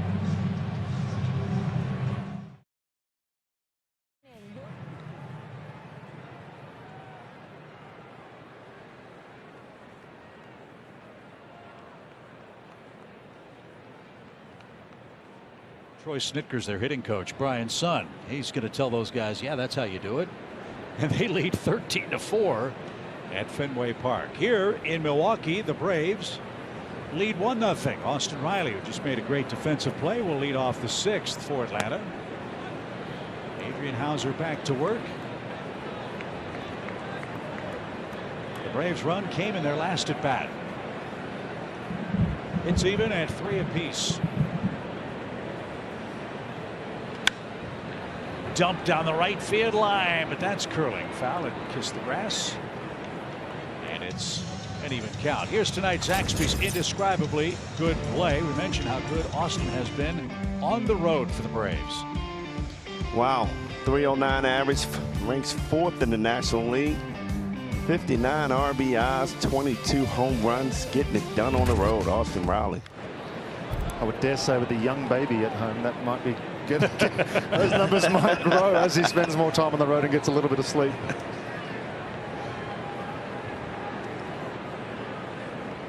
Tucker Davidson, terrific through 5 innings. On the ground toward third, Brasseau has it, and he's tossed across for out number 1. Is Tucker done? Is he done for the night? I did see some handshakes and some smiles down there, so I think he might be done for the night. We had McHugh warming up at the back end of that inning. I think Yelich was going to be his last hitter in that inning, and ends up being his last hitter for the night. But what a fantastic job. 5 innings coming up. He knows what the Braves have been through the last couple of days. Gives them 5 beautiful shutout innings, mixing pitches. Can't wait to see what he does in 5 days. Welcome back, Tucker Davidson. He leaves with the lead, by the way, after pitching 5 innings, looking for his first big league win. And that in itself is such a confidence boost. I talked about it with Madsick a little bit when you get taken off the field not having finished the inning. Little pop into shallow left, and Taylor with a diving grab. Wow, terrific play by Taylor. Got a great jump on that ball, was willing to give up his body and make a great play, and he did that. Just another example of when things are going bad for an offense. Teams will make plays like this against you all night long.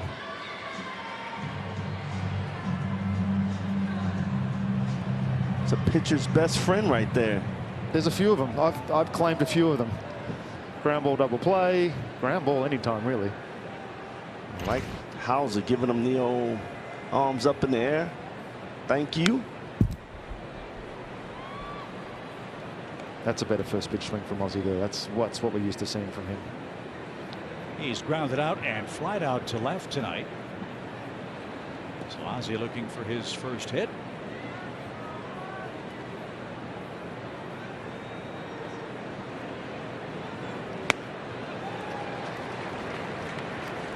Boy, that scouting report did not lie. He has thrown so many fastballs tonight.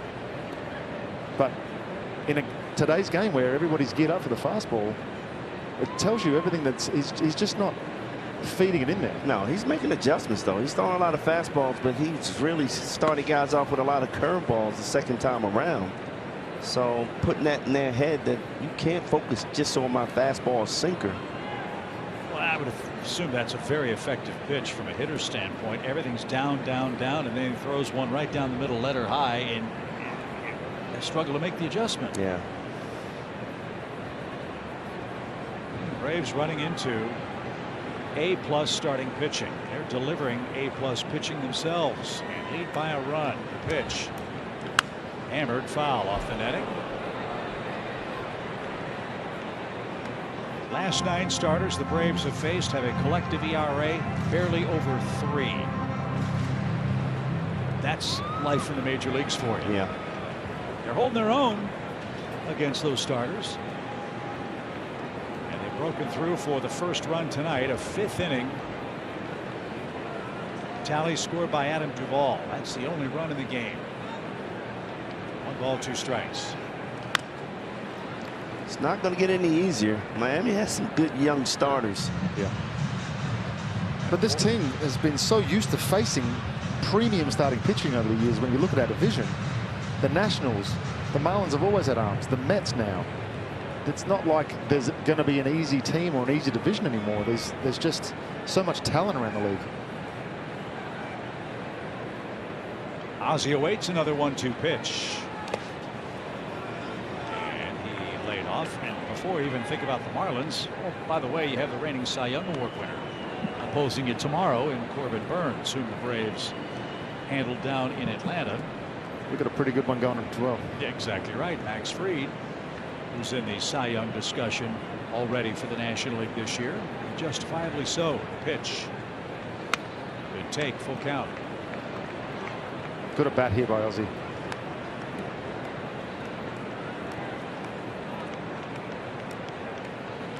He never changes. I saw him before the game. He's always just the same smiley, happy guy. Yeah, I mean, that's what you love about him. Yeah.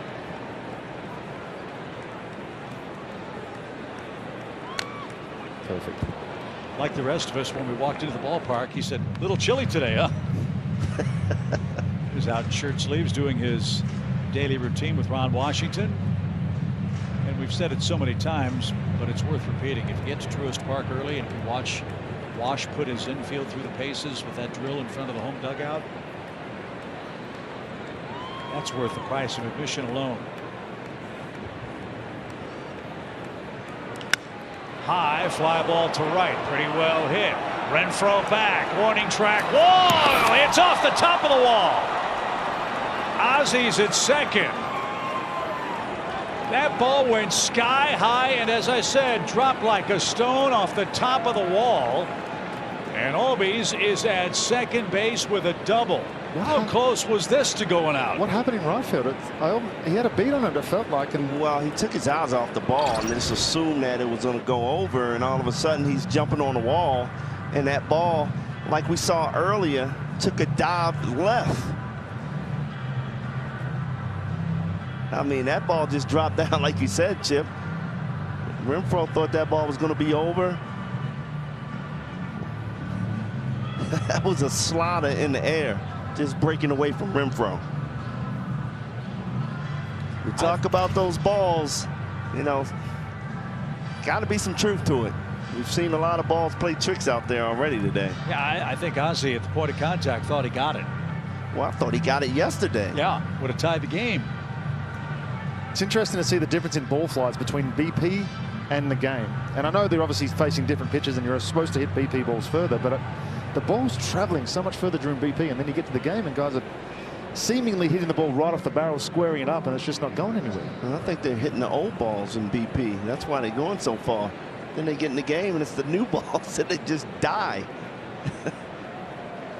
Well, Ozzie will take the double. Let's see if Demerit can chase him home after a meeting on the mound.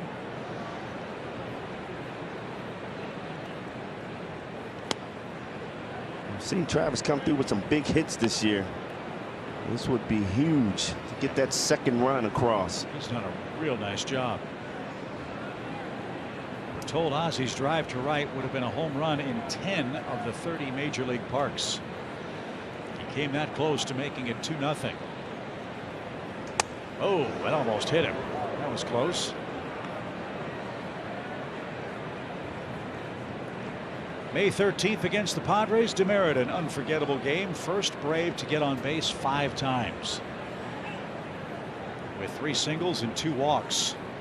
I wonder what Renfroe is thinking right now. He'll be on ESPN tonight or at some sports station. Bally's will be showing that again and again. There used to be the not top 10. That would definitely qualify. Yeah, I think he just missed time. He jumped too, as you said, it kind of slid on him in the air, and he jumped up, took his eye off the ball, jumped up, turned around, and it was gone by 9 feet. But it looks kind of funny. He's reaching like the ball is going to be there. That wasn't even close. And for novice fans, that yellow line, if it hits the yellow line, it's not a homer. That's just a border to help the umpires see if the ball flies over the fence for a home run. That's strike, even count. 2 balls, 2 strikes. As a hitter, you're gearing up for a sinker in because he's thrown so many of them. You can't help but open up that front hit a little bit and try and prepare for that pitch, and then he goes 4-seam away at 95. Yeah, but you got to protect the plate. You got to protect. 2-2. Great swing. And he'll see another one. I think a lot of hitters are getting caught in guessing, trying to guess right. Because if you're not guessing and that pitch is around the strike zone, you're going to be swinging anyway. But if you're trying to guess the right pitch and you don't get it, that's why we're taking so many pitches for third strikes. What percentage of guys would go up there and guess or just react? Some guys do guess, right? Well, it's a different game right now. It's a lot of guys out there guessing. Pitch 100. Just missed. So with the next one, Hauser will equal his season high in pitches in a game with 101. Heavy workloads in the first, third, and here in the sixth. As Demerit ready with the payoff pitch. On the ground, hit to short. And the peg to first will end the inning. Ozzie Albies with a 2-out double is left stranded. Braves still maintain a 1-0 lead in the middle of the sixth inning.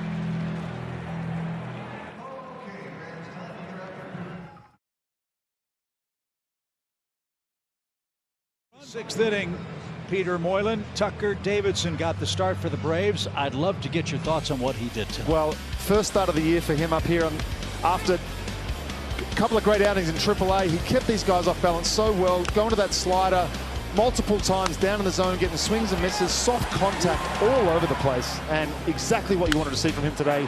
5 shutout innings, left with the chance to win the game, leaves with the lead, and he finishes the inning. And is seeking his first big league win. Look, 5 innings and less than 70 pitches. That's efficient, which is what we talked about. So now Colin McHugh on to protect that lead. First man out of this different looking Braves bullpen. As Kelly reported earlier, Tyler Matzik after the game last night was placed on the injured list with some shoulder discomfort. So some familiar faces might have to assume some unfamiliar roles or pitch in unfamiliar innings over the next couple of weeks until Tyler is able to come back. Exactly. Someone's got to step up and fill the night shift that's been missing Luke Jackson and now Tyler Matzik. Well, I tell you what, we may have found our 5th starter though in Tucker Davidson. He did a fantastic job, and like you said, Peter, just got caught up in the numbers earlier this year. We felt like he won that spot outright out of spring training. Now he's back and proving that he deserves that spot. Hunter Renfroe ahead in the count. And back to the netting foul. So Kelly Krog, great to have you with us tonight. You talked with Colin about these new roles for this night shift bullpen for the Braves. Sure, yeah, and this is a guy who over 11 years now has been part of a couple really good bullpens, right? You think about the Tampa Bay Rays last year, then before that it was 5 seasons with the Astros, and he said, what separates good from great. Base hit by Renfroe. Go ahead, Kel. Yeah, what separates those good bullpens from the great ones, he goes, it really is the ones that can weather the ups and downs, take on those injuries, and not completely fold. To what Peter was saying just a second ago, you have those guys who step up in situations where maybe they didn't know that was going to be their role beforehand, and he pointed, of course, at Spencer Strider and what he's done for this group so far. But I think we're going to see more than just him, right, coming out of that bullpen this season, and then not to switch it around, but to what Tucker Davidson did here tonight. But I thought he just brought up a really good point in talking about, Tyler Matzik. It's somebody else right now that has to step up and kind of fill that void. Tyrone Taylor takes high. Kelly, if I'm correct, you said that there was no structural damage for Tyler. That's, I guess, the best possible news you can get. Yeah, great news. I mean, he had an MRI done this afternoon, no structural damage. So, of course, they will shut him down for a couple weeks and then reevaluate him. But that's the best case scenario, really, in this situation. I really like that. I think that it's going to give him a chance to reset. He had such a massive workload over the last 2 years, and from a guy that really didn't have a lot of innings under his belt coming into 2020, he'd been the backbone of this bullpen for 2 straight years. 1 ball, 1 strike for Tyrone Taylor.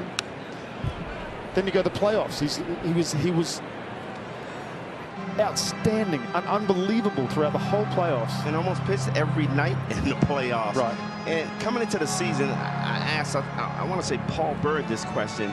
And I'm going to ask you, with that big workload all season long, and really especially in the playoffs, can you develop a dead arm coming back into spring training? Because it looked like, and we talked about it, he just didn't have that velocity that we were used to seeing. But he's such a bulldog that I don't think he would tell anybody that, you know, something was bothering him. But now it gives us, you know, an answer. What was going on? So think about that. That's a great point, Brian. Long postseason, shortened spring training. Yes. It all just works against Tyler for now. I didn't realize the effect of a long postseason until I went to the Royals, and after they'd just come from back-to-back World Series runs, losing one and then going all the way back and winning it. Those guys at the back end of that bullpen were absolutely exhausted, and they set up spring training for that reason. 1-2 pitch. What I mean by that is their workload during spring training was so much shorter than the guys that were coming in trying to make the team. They didn't even start playing in games until probably 3 or 4 weeks into spring training to try and allow that workload to reset, because you're going into October instead of just, and November sometimes, instead of just the end of September. 2-2 pitch. Fly ball right center. That's not deep enough. Adam makes the catch. Taylor flies out for the second time. He's 0 for 3, and McHugh has the first out of the inning. That's a good job by Adam Duvall, not taking it for granted that the runner's not going to tag. Renfroe's a good base runner. He has speed. He kind of got back to first base just in case. And Duvall got rid of that ball quick, get it back in the second. That gives that first base coach and third base coach, they're sitting there saying, well, these guys know how to play the outfield. I'm not going to take a chance. Adam's a veteran. He's been around. He's played in this ballpark a lot, BJ, but it can't be easy looking up at this massive steel structure, this giant erector set that they have at American Family Field when you're playing center field. Well, it's so hard to take your eyes off the ball. And we saw Renfroe take his eyes off the ball, and all of a sudden it's tough to catch up with.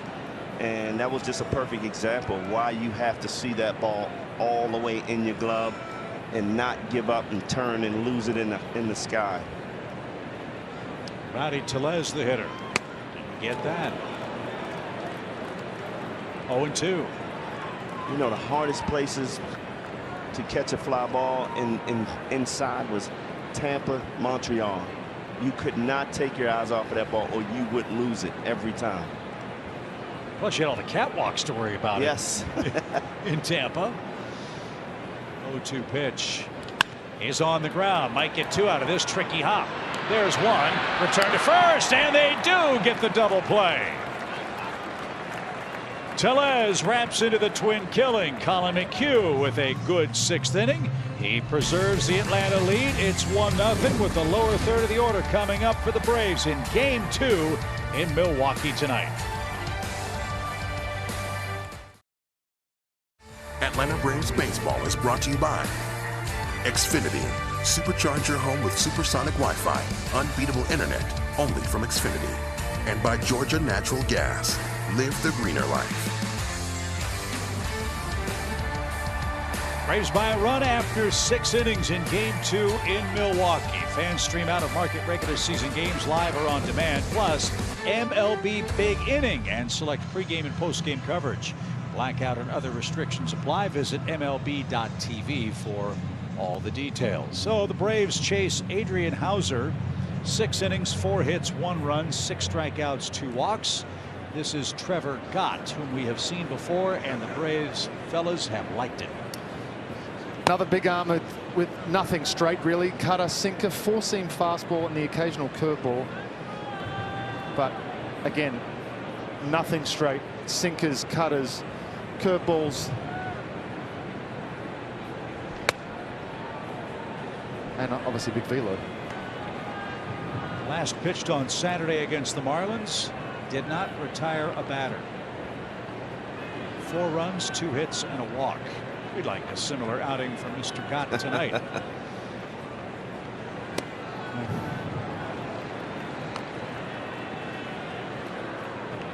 So as Peter said, Brian, another guy that doesn't throw much straight, but this guy throws a lot harder than Hauser. How big of an adjustment is that in the late innings? Well, you just got to step it up. Look fastball. Broke his bat. Roller toward Urias. Waits on it. Throws low to first. And Tellez with a nice pick. Saved him. 1 away.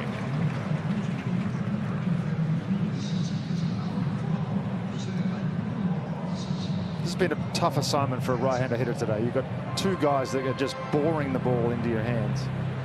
You can tell by the weak contact, broken bats.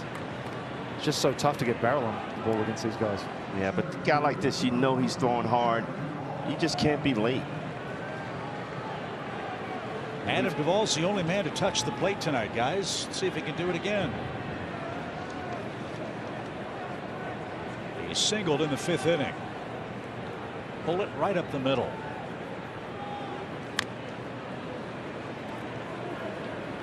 And so to echo the point you guys have made most of the night, this is the Braves team that, when it's right, loves the fastball. They're going to get it from this guy. And that's why I like Duvall's first swing there. He was ready, geared up, just a nasty sink to it, just a little inside, but an aggressive swing.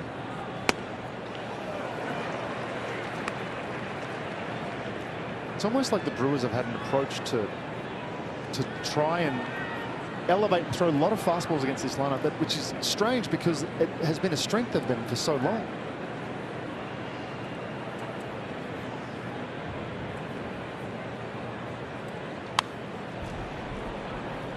And the trend has been breaking balls are the key. You're seeing more breaking balls than fastballs for the first time ever. Yeah, but as a pitcher, you're looking at this lineup, how they're struggling so bad. You know you can get away with that high fastball because they're a tick off still. They haven't caught up just yet. Yeah, throw it until they prove they can hit it. Right. 0-2 pitch.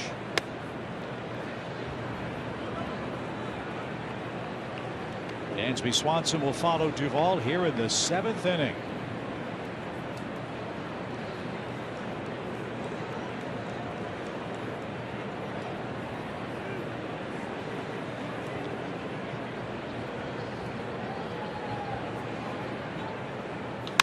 Swing and a fly ball hit towards center. Kane barely had to move. I mean, an atom ball.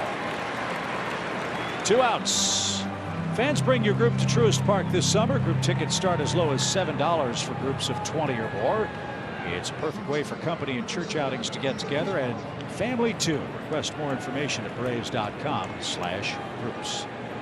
I know Duvall made an out there, but I like his approach every at bat today. He's being aggressive. He's putting the ball in play. He's not missing that fastball. He's swinging, and hopefully this is a sign that'll get him going. Everything to the center of the diamond. Center the diamond. And he's taking that slider off the plate, which he's struggled with all year long. That curveball slider away, and he's swinging so many bad pitches, but now he's starting to take it.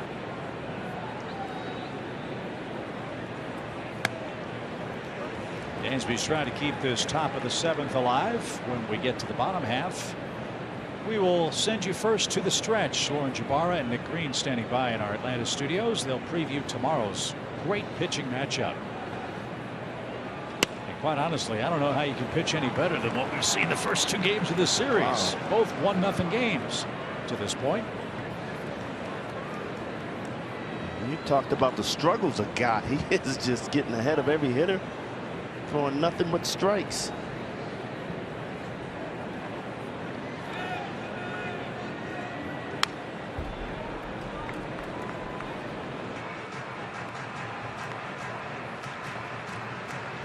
Ian Anderson pitched a great game last night. Wants 1 pitch back. It's the one that got away in the Brewers' 6th inning. Kyle Wright's been awesome.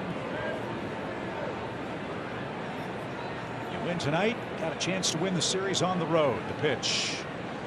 And Dansby didn't get that. Very impressive. 1-2-3-7 for Mr. Gott. Braves lead 1-0. Time to send you to the stretch. Lauren, Nick, take it away. Forward to tomorrow's game, hopefully with a chance to win the series. Atlanta's taking a step forward in that regard. They lead 1-0, and again, to our point about the new look with the night shift, the shift change, if you will, Peter. Interesting that McHugh's back to work here. Yeah, that's something that I think we're going to see a little bit more of as we discover who's going to be part of the night shift moving forward. He's going to come back out and you see a lefty warming up in the bullpen, looks like Will Smith, but he's going to be able to come out and get the multiple outs, multiple innings. You're going to see Strider there also.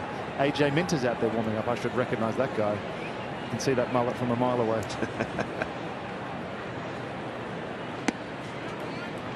McHugh had in recent times a couple of outings where he went more than one inning. Last on May 4th in New York, went an inning and 2/3. He went 2 innings against the Cubs April 27th. So he's done it before, and a former starting pitcher as well. Yes, but when you see those multiple innings, it's usually earlier in the game, and it's not usually in a high leverage situation like this. In games past, it's been a 7, 8, 9. You know the routine. You know who's coming out. It's going to be the same guys for 1 inning at a time. It's going to be a different looking night shift for the rest of the year until we get a few of us back. But this is exactly why Alex Anthopoulos went out and got him, because he's a guy that could give you a spot start, pitch 2, 3 innings. But he's so talented, he can be a part of this night shift late in the ball game. If I had to guess, you've got Kane and Brasso, the right-hand hitters. Then you've got Caratini, a switch hitter, Wong, a left-hander. Get these two guys, turn it over to either Smith or Minter to get the third out of the inning, and maybe turn them loose in the 8th. We'll see how it works out. Certainly starts well. Swing and a miss. 1 man down. And it's options too. Look at this pitch here from Colin. He does such a good job with that cutter. He throws 2 different types. He throws a cutter and a slider. They're both coming out of the same slot, about 8 or 9 miles an hour different. And again, the hitters just have to choose which one it is, try and guess. And Locane guessed wrong there. Here's Brasso. He's 0 for 2. Popped out with 2 on, 2 outs in the 4th inning. And also made the error that allowed Adam Duvall to score the game's only run. Not sure I agree with the error. I was just about to say, I think they should reevaluate that ball. That should have been a hit. Off the bat of Ronald Acuna Jr.'s. That cost him an RBI and a hit. Line drive into right. That's going to drop in for a base hit. So let's see how the Braves play it here. McHugh gets Kane. Brasso singles to right, representing the tying run. Caratini, a switch hitter, has struck out twice in the game. He's the scheduled hitter. And here he comes with a man aboard and 1 out.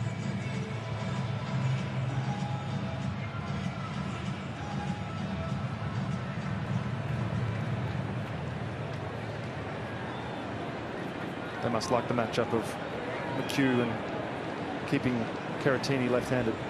Yeah, there's no history head-to-head. Which is surprising to me, because his right-hand swing did not look good today. Tucker Davidson had his way with him. Struck him out twice. 1 ball, no strikes. Braves turned a double play last inning. They'd love another one here. Fly ball right center. Duvall drifting back, and at the edge of the track is there to make the play. Brasso thought about tagging. He'll slam on the brakes and head back to first, as that's the 2nd out of this home 7th inning. Braves an out away from sending us to the 8th. First, a message from Yamaha Wave Runners. The best parts of the best days are just moments. They come quick, so you need something quicker. The ones who seize moments go with Yamaha. So nice job by Colin McHugh, an inning and 2/3. He'll get the pat on the back. He's kept the Brewers at bay. It's still 1-0 Atlanta. The Braves go to the bullpen with left-hand hitting Colton Wong coming up. We'll tell you who's on a pitch after the break. Braves Baseball is brought to you by Toyota. Visit your local Toyota dealers today. Toyota, let's go places. The Georgia Lottery. Today could be the day. And by Yellowwood. If it doesn't have this yellow tag, you don't want it. The Braves have a late lead tonight in Game 2 in Milwaukee. When we get back to Atlanta, the Phillies will be coming to town for a 4-game series, May 23rd through the 26th. That series built by the Home Depot. On May 26th, the first 15,000 fans will get a Freeze bobblehead presented by Racetrack. Get your tickets today at braves.com/promos. It is A.J. Minter versus Colton Wong, runner aboard, 2 outs in the Milwaukee 7th. He's off to a red-hot start this year. 16 games, just under 16 innings, 1.72 ERA, only 2 walks this year, Chip. That's a massive increase, massive improvement from A.J. Big situation here. One job to do, get Wong. Braves play him straight up on the infield. Runner at first leads, and the pitch fouls straight back. And A.J. gets ahead, strike one. A.J. seemed locked in all season long. He's been on point, not falling behind hitters, getting ahead, throwing his slider more.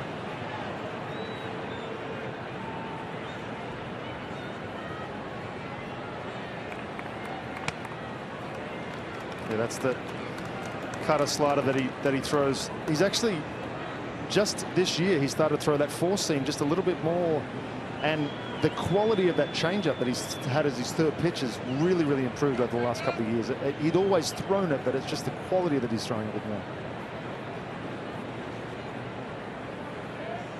Runner goes, got a good jump. Pitch a strike. Throw to second is off the base stealer's body into shallow left field. And heading to third will be Brasso.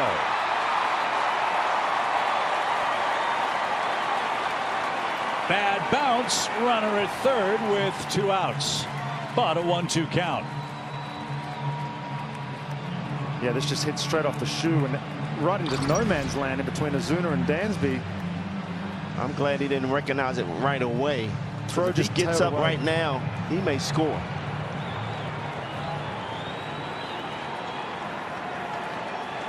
So the bad bounce benefits the Brewers for the moment. They do, however, have a 1-2 count.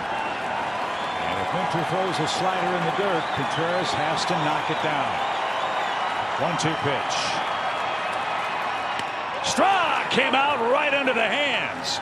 What a pitch by A.J. Minter. Crowd roaring. They are silenced by the big left-handed Texan with a huge third strikeout to preserve a 1-0 Atlanta lead. Wow.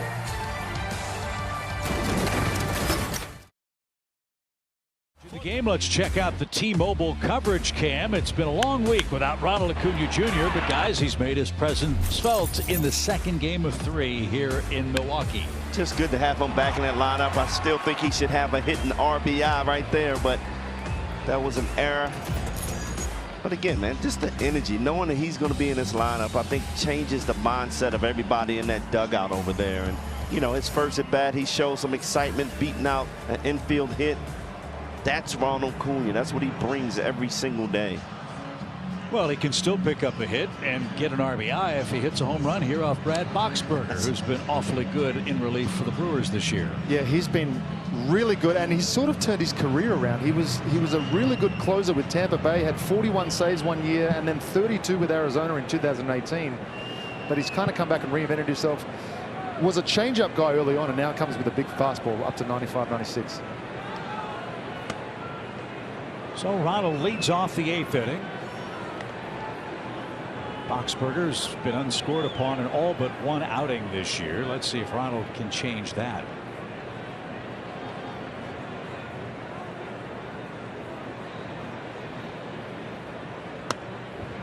That impresses me so much about Ronald is through all that rehab and shortened spring training, I mean, he comes back and makes an instant impact.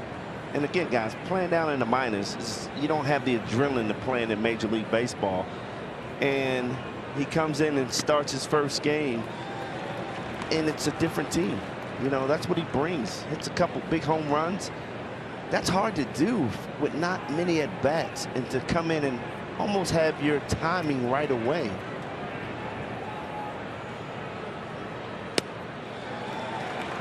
There's that fastball Peter was talking about.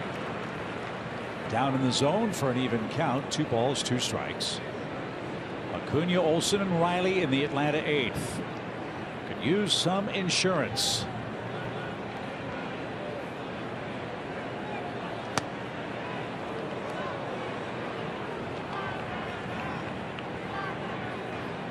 Full count.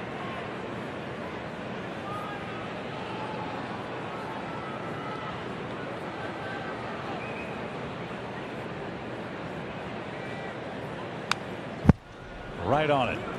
Center cut fastball, and Ronald just got underneath it. I would say in about 2 weeks that's not coming back. Exactly. Also, BJ, I would think that if you made a visit to the official scorer, he might change that quite quickly. Well, I may do that too.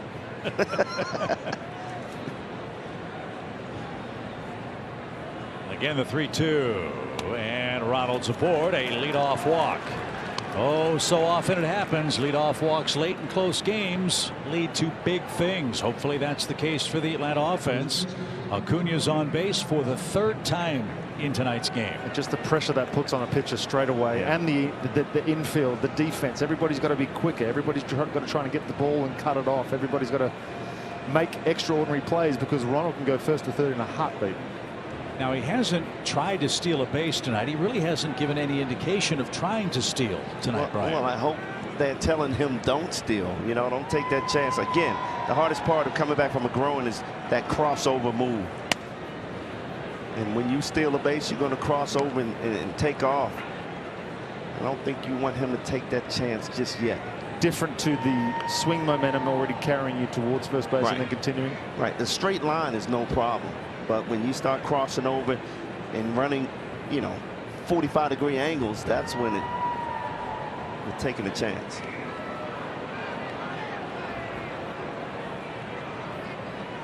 Matt Olson, the man in the batter's box for the Braves, 2 walks, and he hit into a tough luck double play in the Atlanta 5th.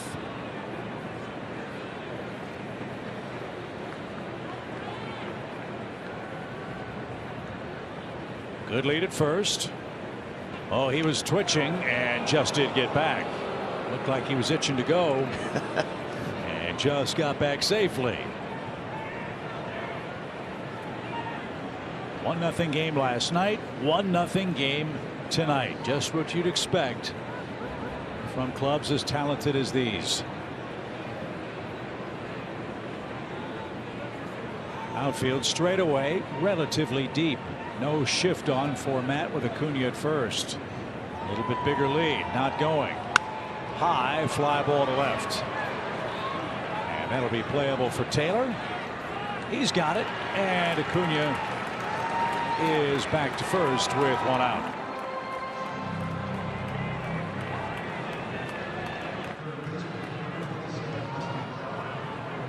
Here's Austin Riley. Austin looking for his first hit of the series. Made a great play defensively in the 5th inning to rob Urias of a hit. That helped Tucker Davidson, who went 5 innings of shutout ball. Braves gave him a 5th inning run, and to this point it stood up. Just remember defense. We've been struggling with that. We saw a couple of good defensive plays today, one by Raleigh and Swanson. That backhand play by Dansby was as good as you'll see. Recognizing he's not going to make the throw to first and just coming up, pinging that ball to second base. That got Renfroe in the 2nd inning to end the frame. So here's Riley. Ronald's going. The pitch is a ball. They can't pull the trigger, and Acuna takes off and steals yet another base. That was easy pickings. It's just not fair, is it? Oh, you just hold your breath. Anything less than a slide step, and it's basically a free base, and they have to know that. Look at the big leg lift. Ronald saw it straight away. That was a great jump. Not even worth the throw. Well, you were moving. Maybe he went to the Harley Davidson Museum today too. The pitch, check swing off the netting foul, even count. So there we go, guys. One of those situations again where you need contact. One defender on the right side of the infield for Milwaukee. That's Rowdy Tellez.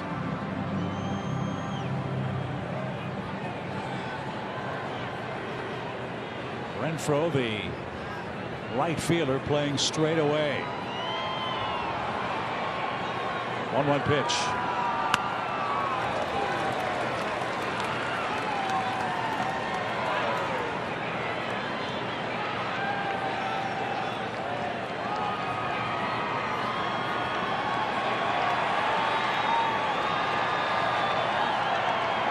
This is where you got to protect 2 strikes. Anything close, you got to be putting it in play somehow. He did, but popped it up. Lorenzo Cain in shallow right center, and Acuna is going to tag. He's going to try to move up to third, and he's going to make it. I mean, that's as impressive as Lorenzo usually comes up wanting to throw. He baits runners doing that and will always come up and make the throw to third base. Well, that's when you take it for granted. I mean, he saw it was a shallow ball. He was sitting there, no way he's going to try me here, and he got caught. Acuna just being aggressive, just being Ronald Acuna here. And so now, Peter, a whole lot more pressure on Boxberger. Anything down in the dirt, you might steal a run like the Brewers did last night. That's right. It almost eliminates that curveball too, because he doesn't want to bounce. It's his third pitch already. You don't want to bounce that and end up causing a run. Marcel takes inside. 1 ball, no strikes. What a 2-run Jimmy Jack right here. Now, you haven't said Yaya in a while. I have not.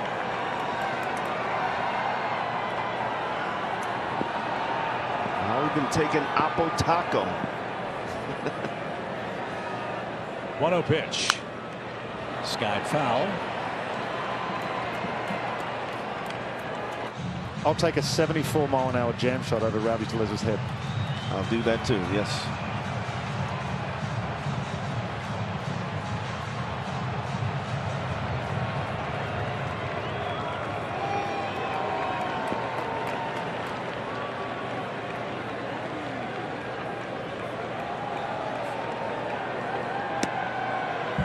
There was the curve. So now the Braves down to their last strike in the top of the 8th. Braves are looking for their first hit with a runner in scoring position tonight. This would be a great time for it.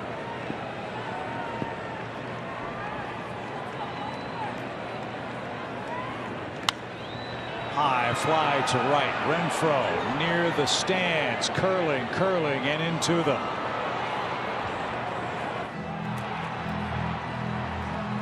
Nice catch. That Brewer fan came away with a souvenir. There's nothing better in baseball than seeing a young fan come up with a foul ball to take home. And plenty of them are here tonight. 1 ball, 2 strikes. Ronald is at third. Walk, steal, and he tagged up on a fly to center.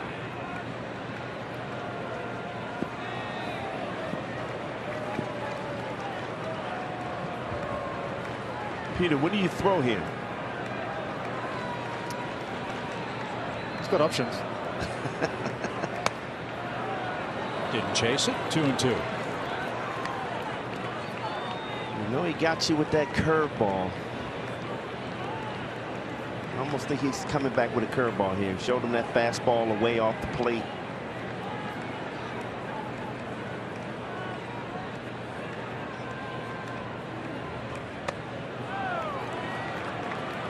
Taken low. Albies would be next.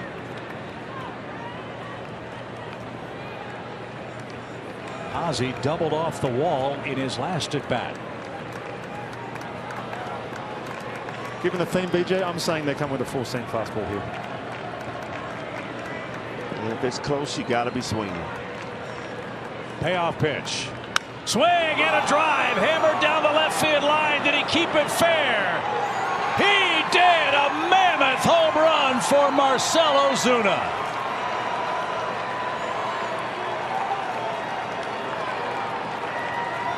There's that 2-run Jimmy Jack. What a call. Ozuna goes yeah, folks. Nothing like add-on runs in the 8th inning. And what started it? Leadoff walk. Leadoff walk. Told you Marcell loves hitting in this park. That's his 15th career homer in Milwaukee, and none bigger than this one.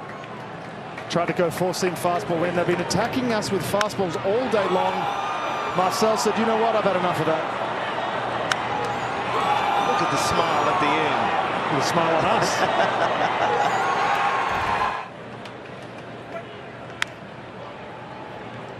So Marcell homered on May 14th.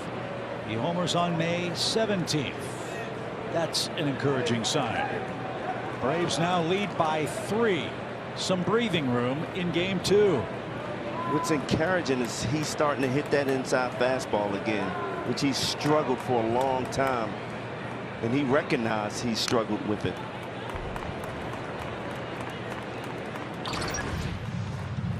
I mean, this is a nice pitch in, and look at him just open the hips, drop the head.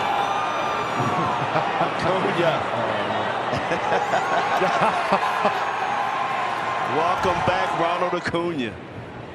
I was waiting for the Carlton Fisk impersonation, right? Just stay fair.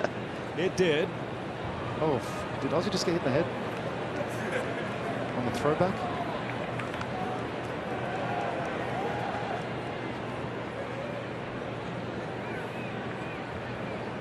Must have clipped his bat because he's strong.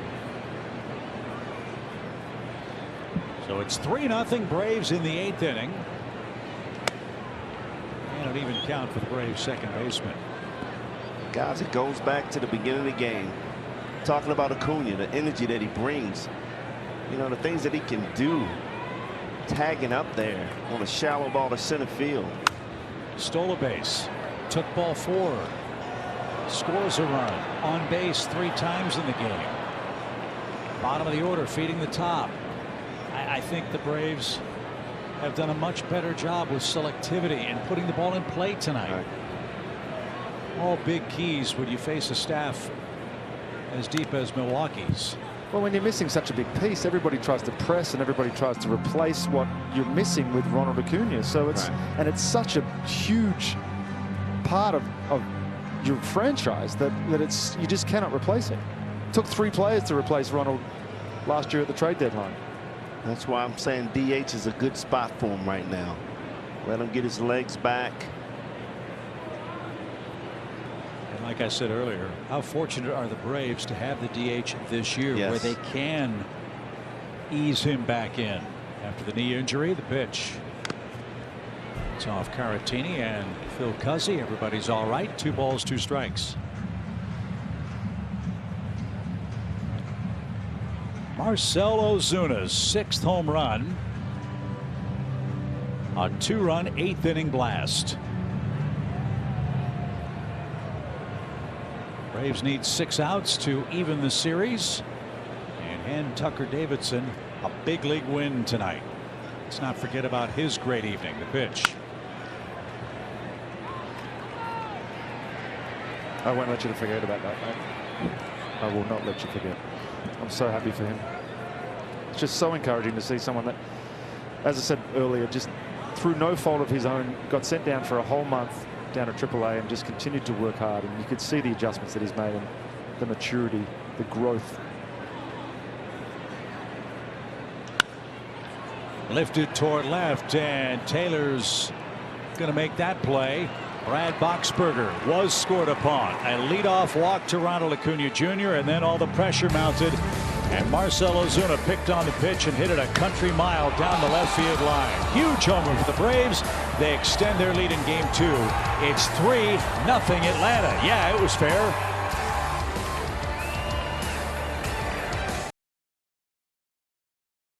So come kick off your summer at Truist Park. Don't miss out on exciting matchups, giveaways, and fun this June. Every Friday we have fireworks at home, live music concert series in the Battery Plaza on Saturdays. That's presented by Papa John's, and of course Alumni Sunday.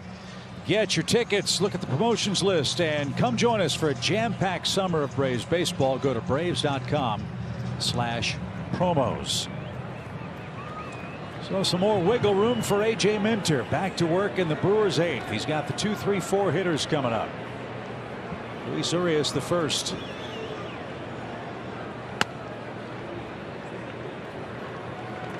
Pete, I got to ask you this question. When A.J. first came out, he did a crow hop in front of the mound and threw a fastball. Yeah.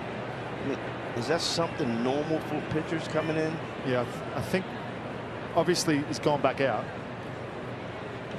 So as a reliever, you get so fine-tuned for coming in for an inning that you don't get used to sitting down and having to get back up again. There's the adrenaline rush of that initial run in.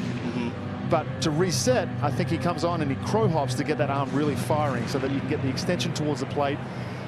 a lot of the times when you only get 8 pitches and you're not able to get to 100% until the 7th or 8th, you may not feel confident going into that inning. Oh, man, that's awesome. I hope some kids are listening to you with that. Young pitchers out there. Good pitch by A.J. to get ahead of Urias. 1 ball, 2 strikes. Nobody on or out. Braves lead 3-0.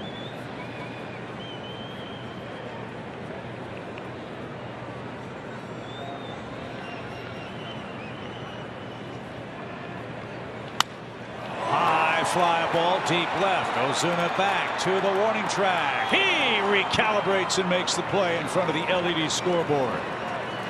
Just how you draw that one up, BJ?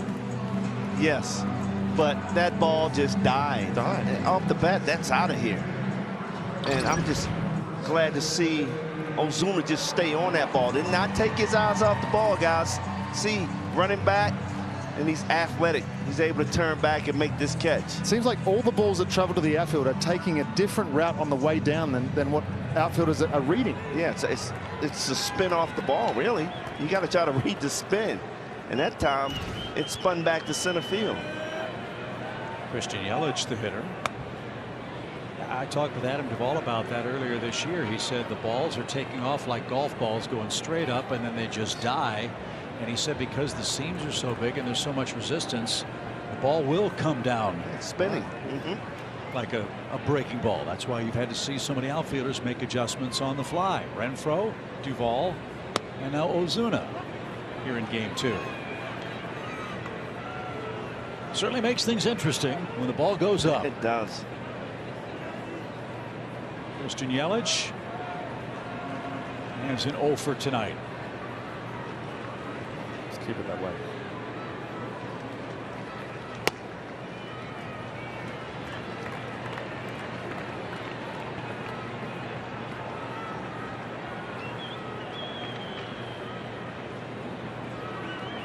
Renfroe to follow. Braves are 5 outs away tonight.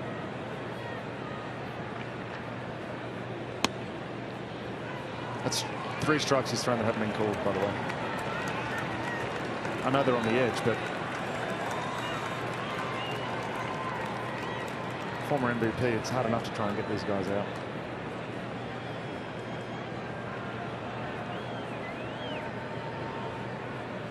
Three balls, 1 strike.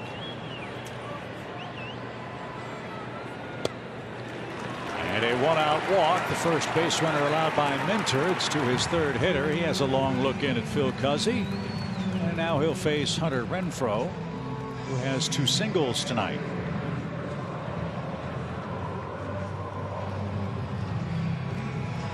Don't want to make a mistake to this guy. Nope. He is seeing the ball really well. 2 hits already today. 9 home runs on the season. I think we're also getting a look at what AJ's new role may be.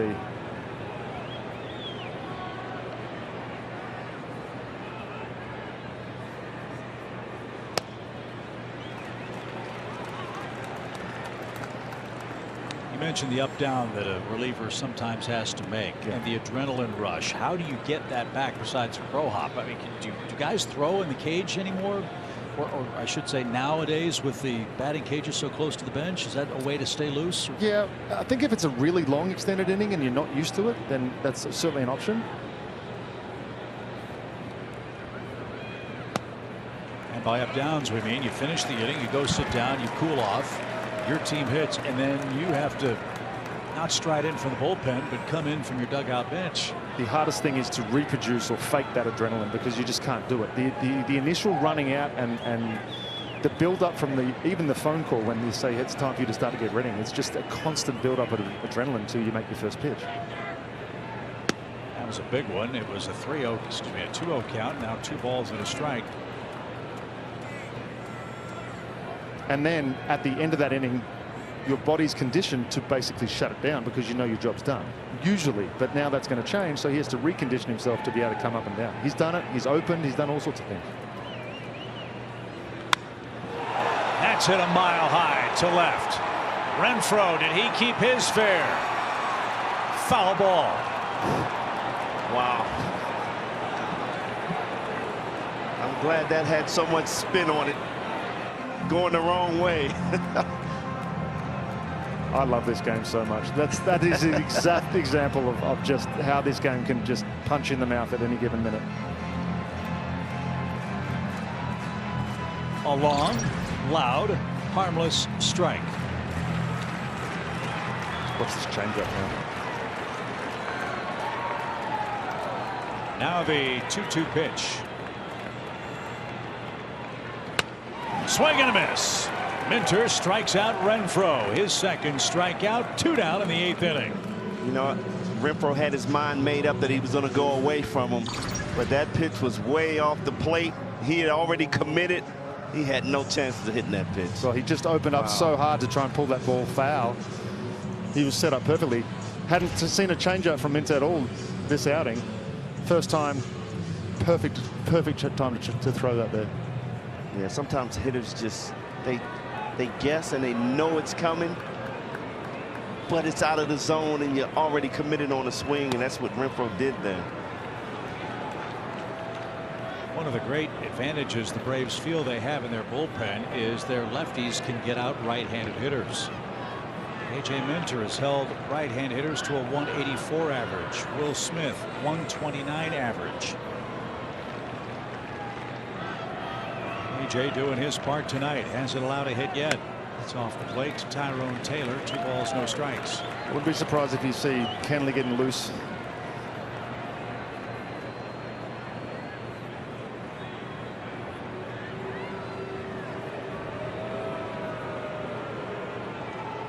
Rick Kranitz out for a quick chat.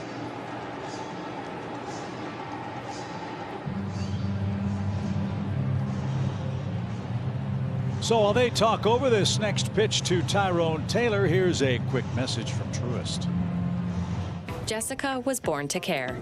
That's my best friend. She don't need no. Miss Hogan's class? It's Atlantis. Today, she's a teammate at Truist, the bank that starts with care.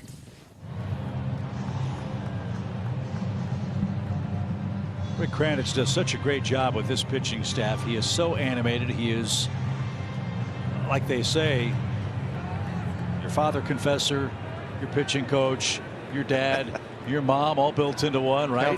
Counselor, all that stuff. Very hands-on. Let's see if he helps reset A.J. Minter here with a 2-0 pitch.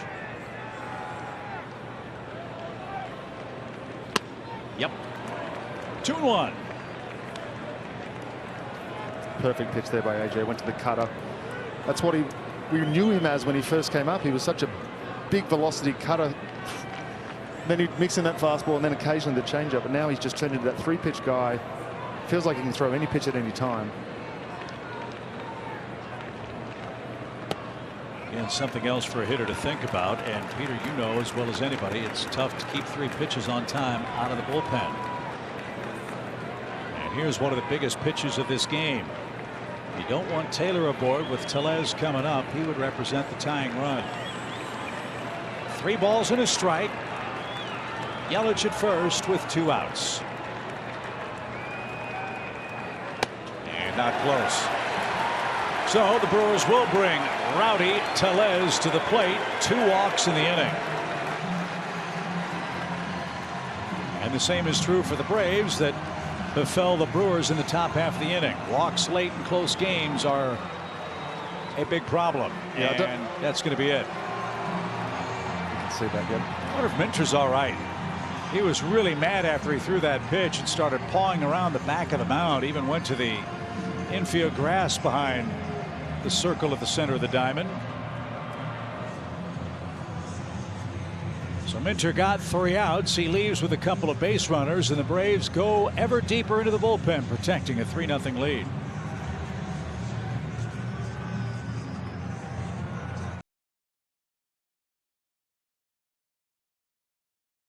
The left-hander out of the Braves bullpen, it's Will Smith. He inherits a couple of base runners with 2 outs. We were talking about A.J. Minter's performance. I think you guys had it right during the break.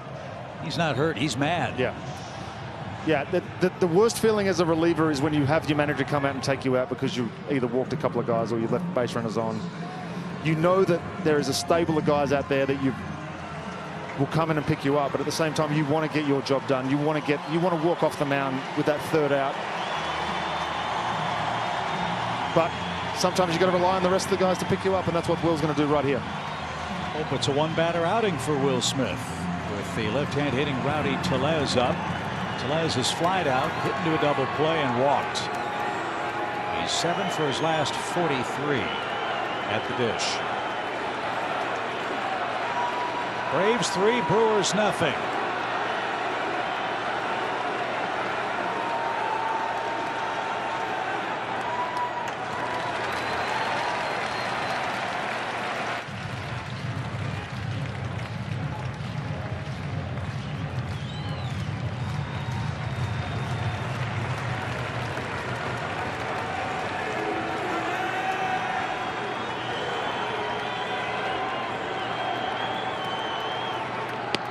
Good delivery from Smith. Will's coming into this game. You know this is probably going to be his only hitter if he can get him out. He knows that this is a job. O'Day was warming up, but he's now sat down. He's got to get the 3-batter minimum now, obviously. So Even count. Another breaking ball. now you've just opened it up for, you've got fastball up as an option, you've got fastball away as an option, you've got that slider again, make him chase, or you can bounce that curveball. I'm staying soft. I'm staying soft. One thing Tellez can do is hit a fastball. 2 strikes, first 3 pitches from Will Smith to Rowdy Tellez. The runner's lead. Here it is. He did stay soft, and the time the barrel-chested first baseman for Milwaukee took it for ball 2. That's a great spot. That's a great play. Make him think out there again. Maybe come. I'd like to see him rush something here, BJ, honestly. Really? Even if it's in or off, just give me something to think about in.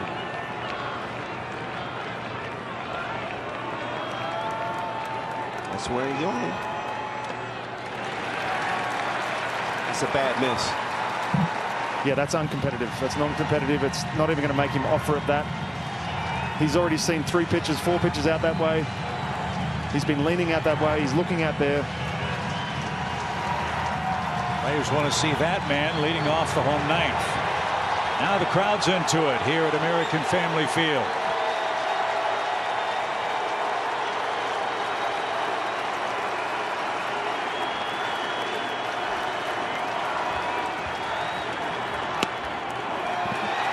Ball 4. So Smith had him down, a ball and 2 strikes, lost him, and the bases are loaded for Lorenzo Cain. 3 walks by the Braves in the 8th inning. It was the right pitch. Unfortunately, it was just a little bit low, but I really like that pitch selection there. Seen a lot of sliders out over the plate. Missed badly with the one before. Tried to come inside and just missed him.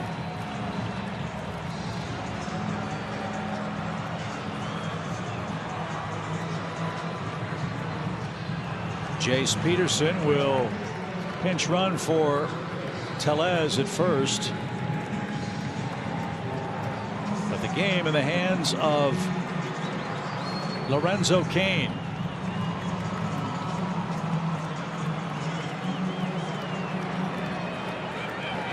Cain was the man robbed by Dansby Swanson in the 2nd. He's walked and struck out. There's no place to put him. 3-0 Atlanta, bases loaded, but with 2 outs. On the ground, first pitch. Riley, great play. Skipped throw to first. They got him, and the inning is over.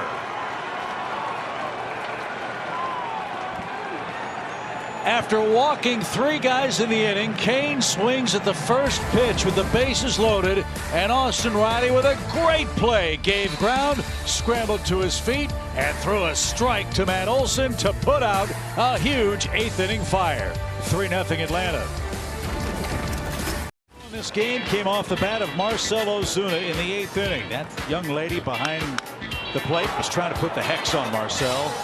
He hits the homer. And look at her. She knew it. The reverse hex. Yeah, I think she read the wrong book. Well, whatever number she was dialing, it was the wrong one from the Brewers' perspective, and Marcel dialed 9 for long distance. And Atlanta leads by 3-0 score after getting out of a bases-loaded mess in the 8th inning. This is Brent Suter. He's the 4th Brewer pitcher. You saw Jace Peterson check in at first. Let's see if Travis Demeritte and company can add on here. 3-0. Atlanta trying to even up the series. Talk about a contrast of styles. Suter comes in throwing 77% four-seam fastballs that tops out at about 85 miles an hour. So he relies on funky delivery. He relies on mixing up his timing to the plate. He'll come out of the crow hop. As you can see, that delivery, it's quick, it's on you fast.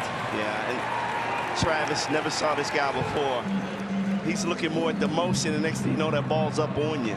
Well, that's another component, Brian, of a bullpen that I think is often underappreciated. As Peter said, the different looks, the different stuff, how they match up and follow each other or precede each other in a big league game.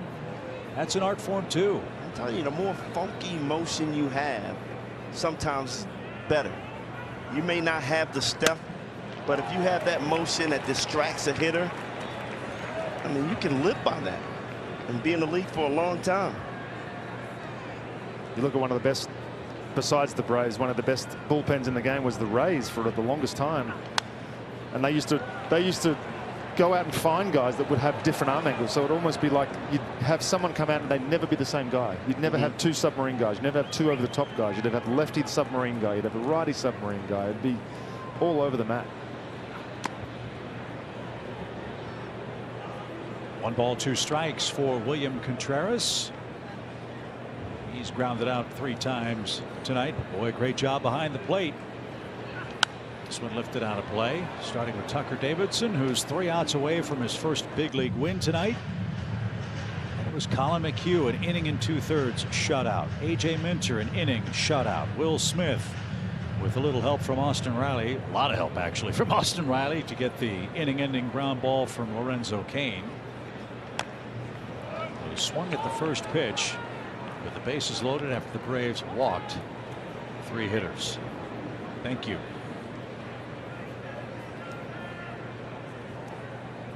If he gets another fastball here, he's been looking hitterish all day today.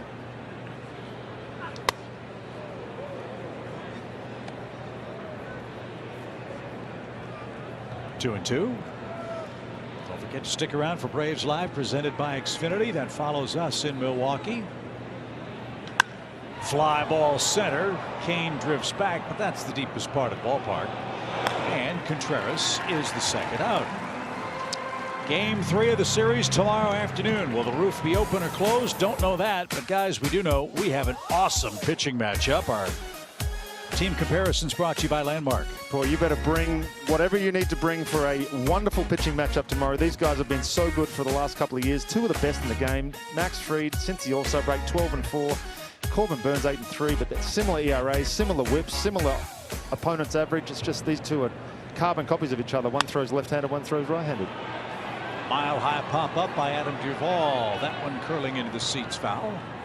Strike 1 for the Braves center fielder. Duvall singled and scored the game's first run in the 5th inning on a ground ball that escaped Mike Brasso. Ruled an error. But the bigger point for Adam in a 1-for-3 game, guys, everything's been hit to the center of the diamond. And pretty solidly, too.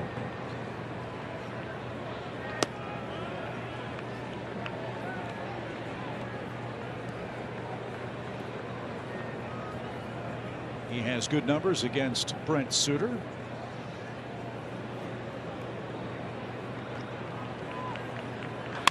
Bullet to left. He's on everything tonight. 2-hit game for Adam. Boy, Duvey. I told you he looks different today. He's being aggressive. Well, the surest way not to get to strike 3 is not to get to strike 2, right? Exactly. And he's been taken to and swinging and missing on that 3rd pitch. But today, he's being aggressive, jumping on that first fastball he sees. And hopefully this is something good for Adam Duvall. Hansby has a 5th inning single tonight. And that's bounced foul past Wash. 0-1. If you can block out his funky motion, he has nothing to blow you away with. Unfortunately, you can't. Close one eye, maybe. That's a ball. He stepped towards home plate there. You guys get away with so much cheating. First of all, I'm right-handed. I didn't get away with anything. But left-handed, lefties, yes. I will agree. Andy Pettit was the best cheater in the game. Don't even get this Braves fan started on Kent Herbeck. Don't bring that one up, Jim. 1-1 strike for Dansby Swanson. In the top of the 9th inning.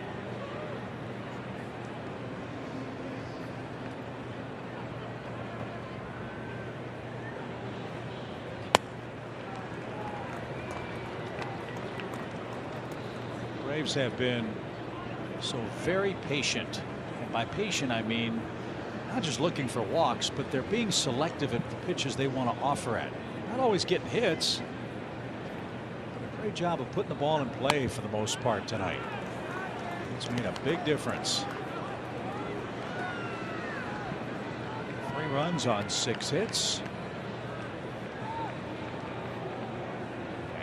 Bigger hit than that man's cannon shot 421 feet down the left field line to extend the lead to 3-0.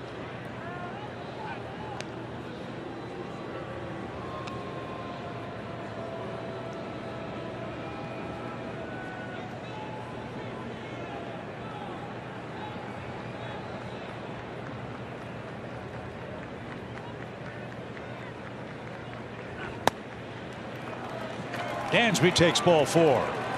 So again, bottom feeds the top. How about a little icing on the cake? How about if Acuna provides a run scoring hit? He's done everything else tonight. He's been on base 3 times tonight, scored a run, should have an RBI. Wow, I'd love to see him go deep right here. Is it a relief to come up and when you've had such, the arms that he's been facing tonight? He's reached base 3 times, but he's been getting really bowling ball sinkers and off speed in the dirt. Now he's facing a lefty that's coming in with 85 miles an hour. Does he have to change something in his approach from bat to bat, or is it just stay with the same thing? You just got to stay within yourself, because a lot of times you see a guy like this, you want to overswing because he's like, oh, he's just throwing 88. It's like batting practice for me, and all of a sudden you try to do too much and pop a ball straight up in the air. You want to just stay calm, relax, and see it and hit it. Donald's never faced Suter before. He's ahead in the count. And another indication of how the game has changed over the last 30 or 40 years. Ronald standing in the batter's box for the 5th time tonight. This is the 3rd different pitcher he's seen.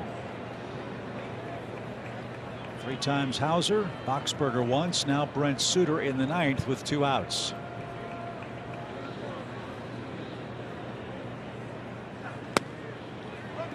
Made him throw a strike. It's 2-1. If I'm not mistaken, the Braves are looking for their first hit tonight with a runner in scoring position. That's a good take for Ronald. He just threw 2 balls. Now you see a strike. You time it out well.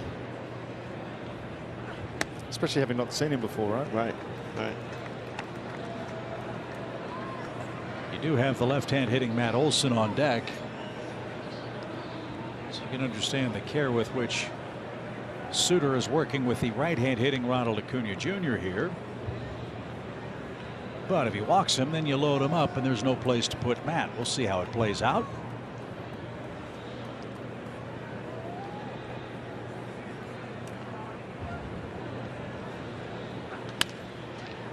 Whacked foul, full count. So Duvall at second, Swanson at first. They'll be off with the pitch. It's a 3-2 count.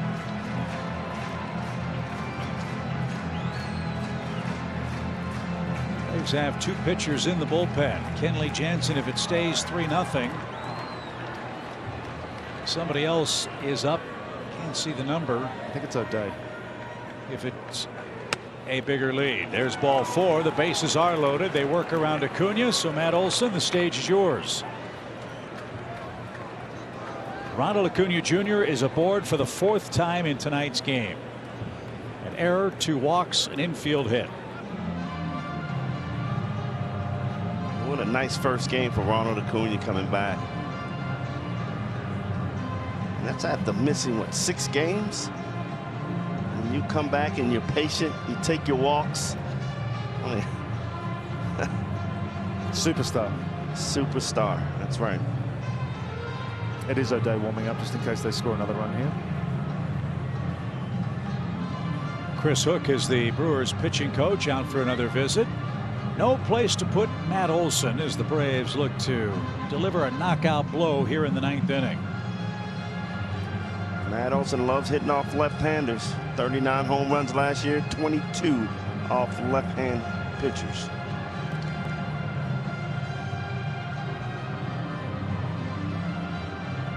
And a decided advantage for the man on the mound. Matt's never seen it before. Head-to-head in a big league game. And you saw him in spring training. Both the A's and Brewers train out in the desert. But this is a game that counts. And he missed outside. 1 ball, no strikes. He has been calling that. It's Phil Cuzzy, right? Yes. He's been calling that all day. But when you're missing so frequently, you're not going to get that call all the time. 2-0. Olson's strike zone should be shrinking by the pitch.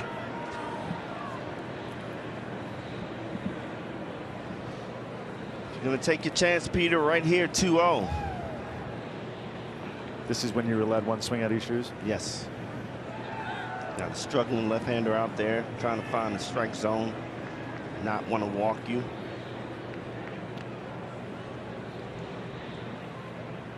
If you're thinking with us, Matt has 4 career slams. The pitch, swing, fly ball, just missed it.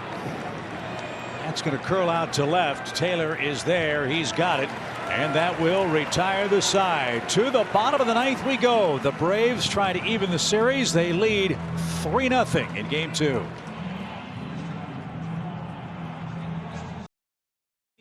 Game 2. We've said it for years in Atlanta, guys. Pitching and defense go hand in hand. That is certainly the case for the Braves this evening. No doubt about it, Chip. This defense has struggled lately, but how about Dansby Swanson early in the game makes a huge play to get out of the inning.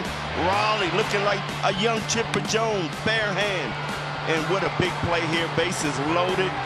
He makes a great play to get the Braves out of the inning, and 3-0 lead, Pete.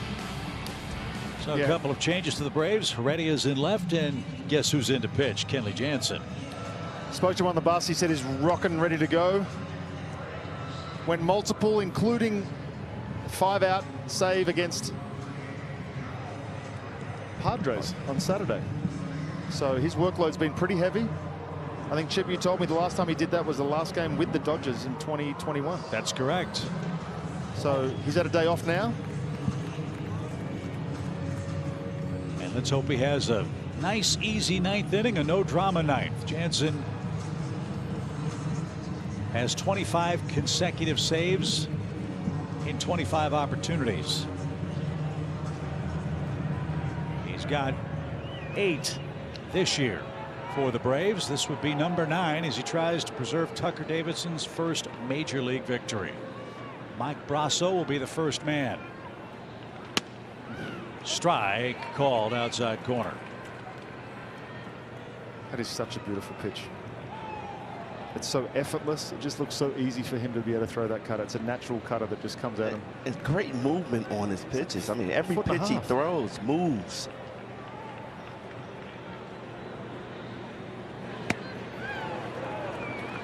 He and Craig Kimbrell are the best closers of their generation. Yes. And Kenley's on his way to the Hall of Fame, you would think. 715 career games, a lifetime 238 earned run average.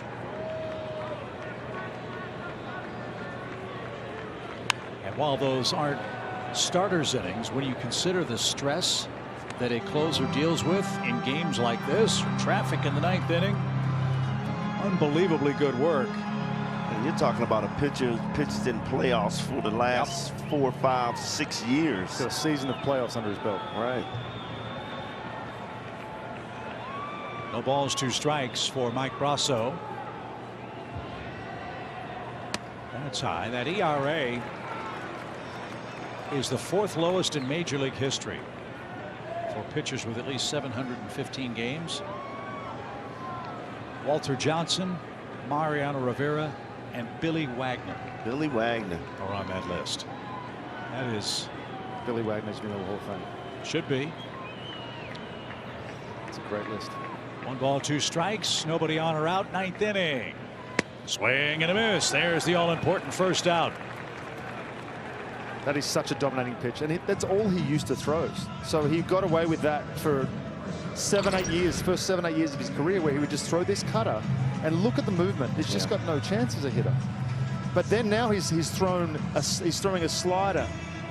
He's throwing a 2-seam. So you've got 3 things as a hitter you're coming up there trying to think about, and he's been able to throw that cutter at will, up, down, in, out. Doesn't matter. Victor Caratini is 0 for 3 tonight. 9th place hitter.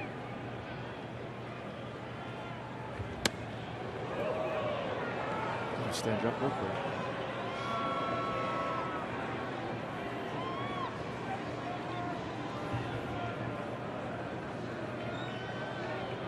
Braves doing to this Milwaukee crowd what you love to have happen. They're awfully quiet in the 9th. Just missed. 2 balls, no strikes.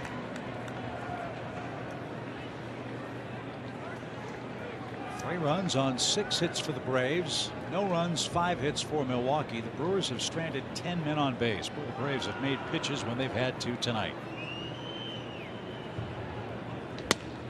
Bell tie, 2-1. Give Contreras a lot of credit tonight. He's caught a great game.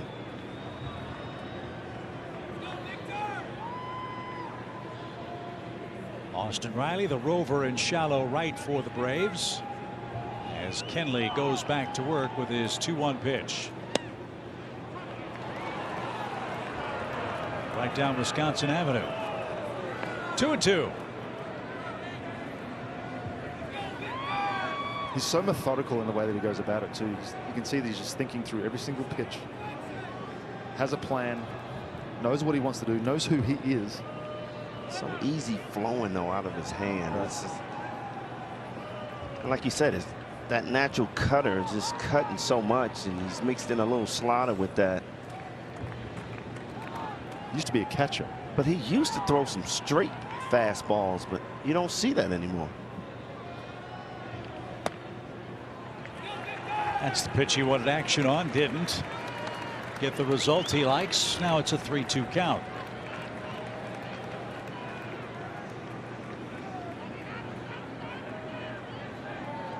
Kenley Jansen always wondered and dreamed about playing for the Braves. He idolized the Atlanta organization growing up in Curacao, and here he is, overjoyed at being in Brian Snitker's bullpen. On the ground, right to first. Tricky hop. Olsen stayed with that. The Braves are an out away from a shutout win.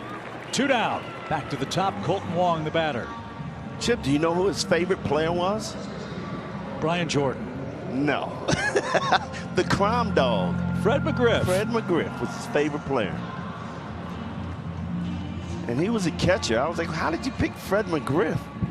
Loved his swing. Loved how smooth he was with the glove. Wasn't Kenley on the same team as Andrelton Simmons in Curacao? Yep. Kenley was the catcher. Andrelton pitched, played shortstop. How'd they ever lose? I know. Here's Colton Wong, bases empty. Strike at the knees.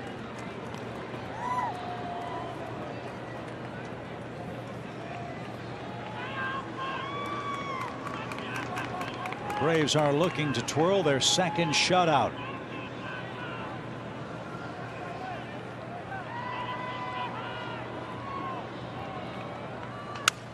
Broken bat, and we're a strike away.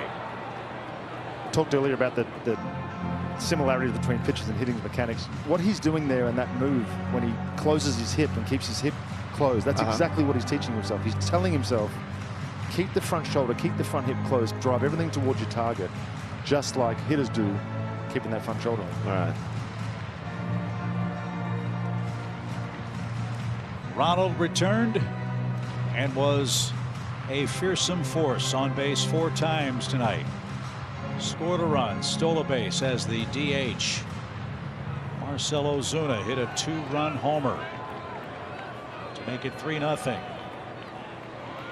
And now Kenley ready to go with his 0-2 pitch.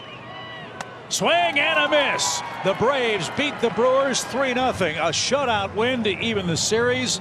And a chance tomorrow, fellows, with a fantastic pitching matchup to win this series in Milwaukee. Great job by Tucker Davidson today. Gave him 5 shutout innings. The bullpen came in, had to wiggle in and out of some innings. Some new additions to the night shift tonight. And the offense got something going. Marcell Ozuna hit a missile to left field. Guys, less strikeouts tonight. Guys putting the ball in play. Better at bats. Welcome back Ronald Acuna, bringing the energy. Really just pumped this team up. But you can't say enough about the pitching today. Both sides, great pitching game, but good to see Tucker Davidson get that victory. And who knows, maybe the first of 200, 300 or more. It all began tonight for Tucker Davidson in Milwaukee as the Braves blank the Brewers, a 3-0 final. And as I said, that sets up a great game tomorrow. Join us at 12:30 tomorrow on Bally Sports South. It's going to be Max Fried and Corbin Burns. You won't want to miss that. Braves win it 3-0 for Kelly, for Peter, for Brian. I'm Chip. Thank you for joining us. Stick around. Braves Live, presented by Xfinity, is coming right up. Braves win it 3-0.